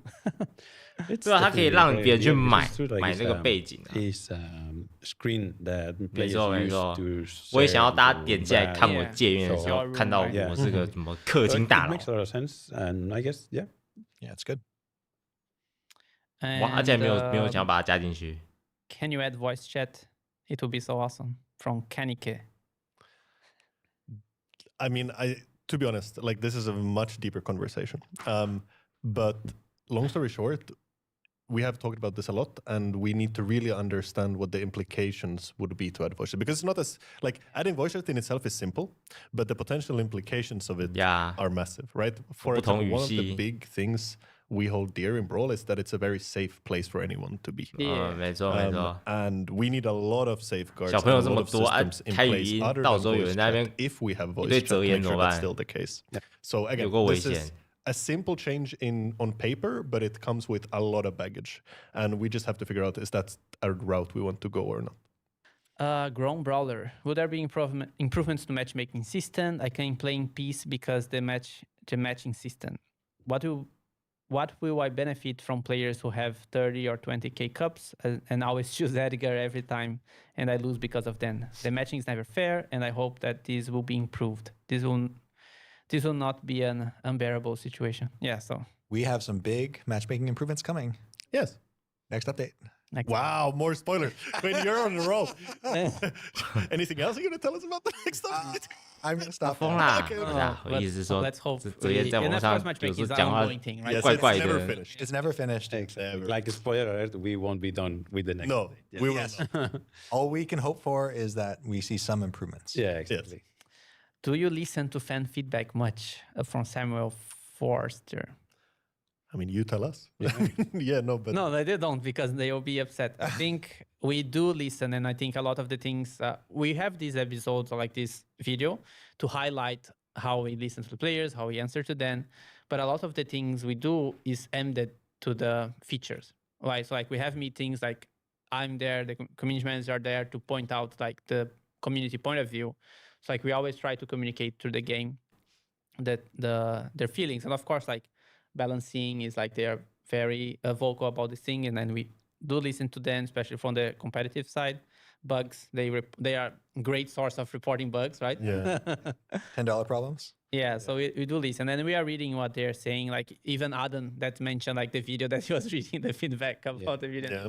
Yeah, we're really connected with what you guys are thinking. Yeah. We get a lot of comments, see a lot of videos, and we have a lot of discussions. Yeah. And when we do something that like you think we should, that's often because we're just getting a lot of competing data, like a lot of competing information. And like we have to choose a direction, and sometimes like we trust like how players are playing the game more often than like what they're saying about it, because how they play is like more reliable. Yeah. Before we go to the last question, because I forgot to pick this question about regional pricing. 哦，区域定 Like I had the 价。 answer, and I forgot to pick the question. I have some notes here because like I'm speaking on behalf of someone else, like someone from the monetization team. But like some question that people are saying, like why I'm seeing like different prices in the region and why like did increase not proportionally in my country when we added the new Brawl Pass. And then the answer like it's simple, but like it's the basic of economy that like supply and demand. So like for example, if we sell let's say the Brawl Pass for $10 to 10 players, we get $100, right? If we put like a original price for 但是有 5, 25个人买， we need at least 20这样我就 people to 赚 have the same 125块。 profit, right? It's like our goal is that the baseline of like the regional pricing should be cheaper than the actual currency value. It's like you have a more power to buy something. But if we make the price cheaper and less people buy it, that affects the profit. It's missing the point because it should be something good for both, right? And of course, like A/B testing or like testing price is not the most elegant way to do it, but there is no other way. Like you can't like pick a small sample size. It has to be something that happens in game. So we have to test it out. And like there was a price change in the Brawl Pass. That was the time to do it, right? Because if we do it, we establish one price and like, it didn't work. Let's test it again. Then it will be even more disruptive. But yeah, so the baseline, it should be cheaper than the current value. But it has to be at least like performing the same or more than the old price. And then the last question, I picked this one for last because I think you can be very short and hint what's coming next. OK， 下次更 When 新 we 会 will 怎么样？ change the failed cup Oh. system, like they are talking about the trophy system. I feel like I was already. Yes. Wait. 下次更新应该是改奖杯。 Next update. 耶 All right, guys, thank you so much. OK， 那看起来我们播完了。 Thank you, Gon, Queen, and Adrian and Adam that has just left. But thank you all the crew that has been listening to everything for like 3 hours. 辛 It 苦了 was, 各位 like, ，3个 really 小 nice to 时。 have you here. 阿 And 胜 do 你 you 也 want to 辛 say 苦了。 one last thing for the players before you go? I mean that I'm happy to be here and yeah, hoping to keep you guys entertained. Yeah, it was really nice sharing more about our process with you, and we hope you enjoyed it. Yeah. And keep giving us feedback because, as we said, we do listen. We talk about it all the time. I know, I'm addicted to Reddit and Twitter. Frank is, Danny is, a lot of people in the team are. So we do read, even though we don't always answer. So please keep giving us your feedback. And yeah. Bye. Bye。OK， 好，终于结束了啊！感谢 Stay Go 007的Bonnet，还有刚刚前面的车银优，但银优应该已经睡了。好，我们看完这2个小时有40分钟的 Podcast， 那一样，我们开头说了一遍，结尾的时候再说一遍，就是这整段 Podcast 呢，这不是官方给的翻译哦，这是我导了2次我用 AI 导了2次导出来的翻译。那你要知道，用 AI 导这个超长时间的影片呢，是一件非常花费 money 的工作啦。所以呢，反正我也是蛮好奇的，所以我这个钱我是付得下去的。但这个翻译它虽然是 AI 翻译，但我觉得还是会不太准，因为毕竟有口音上面的问题啊，还有像这个人啊，蓝色衣服的，忘记他叫什么名字了，叫 GON 吧，还是什么的，他讲话就比较绕圈圈，那个 AI 我就有点看不太懂他讲什么，然后还有口音啊什么的，反正这 AI 不一定是准确的啊，不一定准，像刚刚前面可能就有几个表达好像有点出入的语句，也不代表他们所有的这些字都是对的。不过呢，大致上还是看得出来他们讲的哪些东西啦，还是看得出来。虽然说有些像阿德里安讲的东西我就不是很认同，但是旁边的 Queen 他讲的我就蛮能接受的，蛮能接受的。然后以及有一个一直在兜圈子，大概是这样子，大概这样子。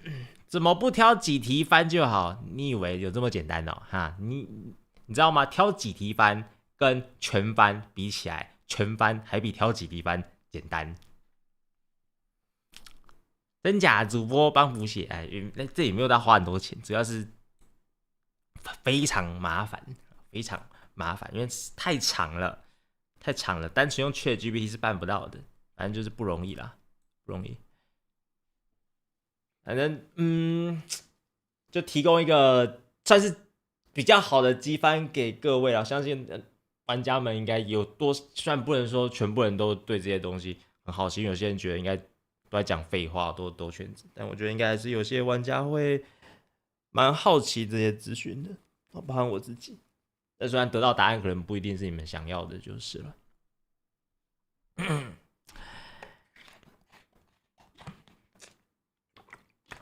有些问题回答的很迂回，有些问题不是很重要，但是他们有回。部分重点感觉是他们不理解玩家生态，所以回答的不好理解，是这样。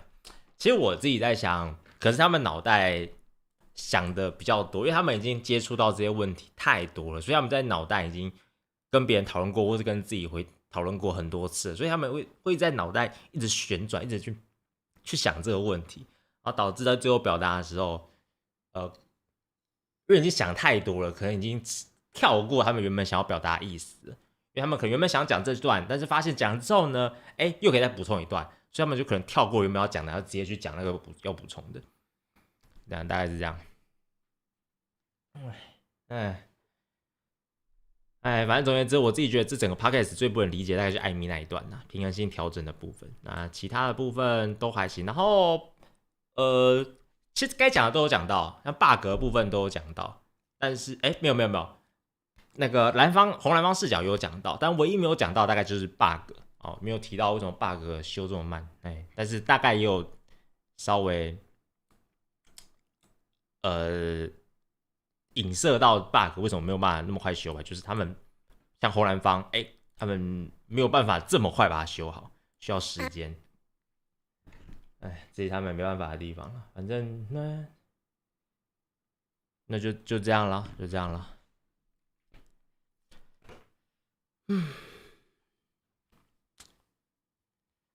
好啦，3点了，各位辛苦大家了，辛苦主播，大家也辛苦了。那这段直播就看到时候看的人，不知道会怎么想的。如果你不是在直播上面看的，是后来才看这段直播回放的话呢，或者在影片底下留言分享一下你看完这3个小时 Podcast 的看法啊。那聊天室的各位，让我们一起跟这个留言区的观众说声 hello 跟晚安。我们看到了半夜3点，好，大家晚安，下次见 ，Good night。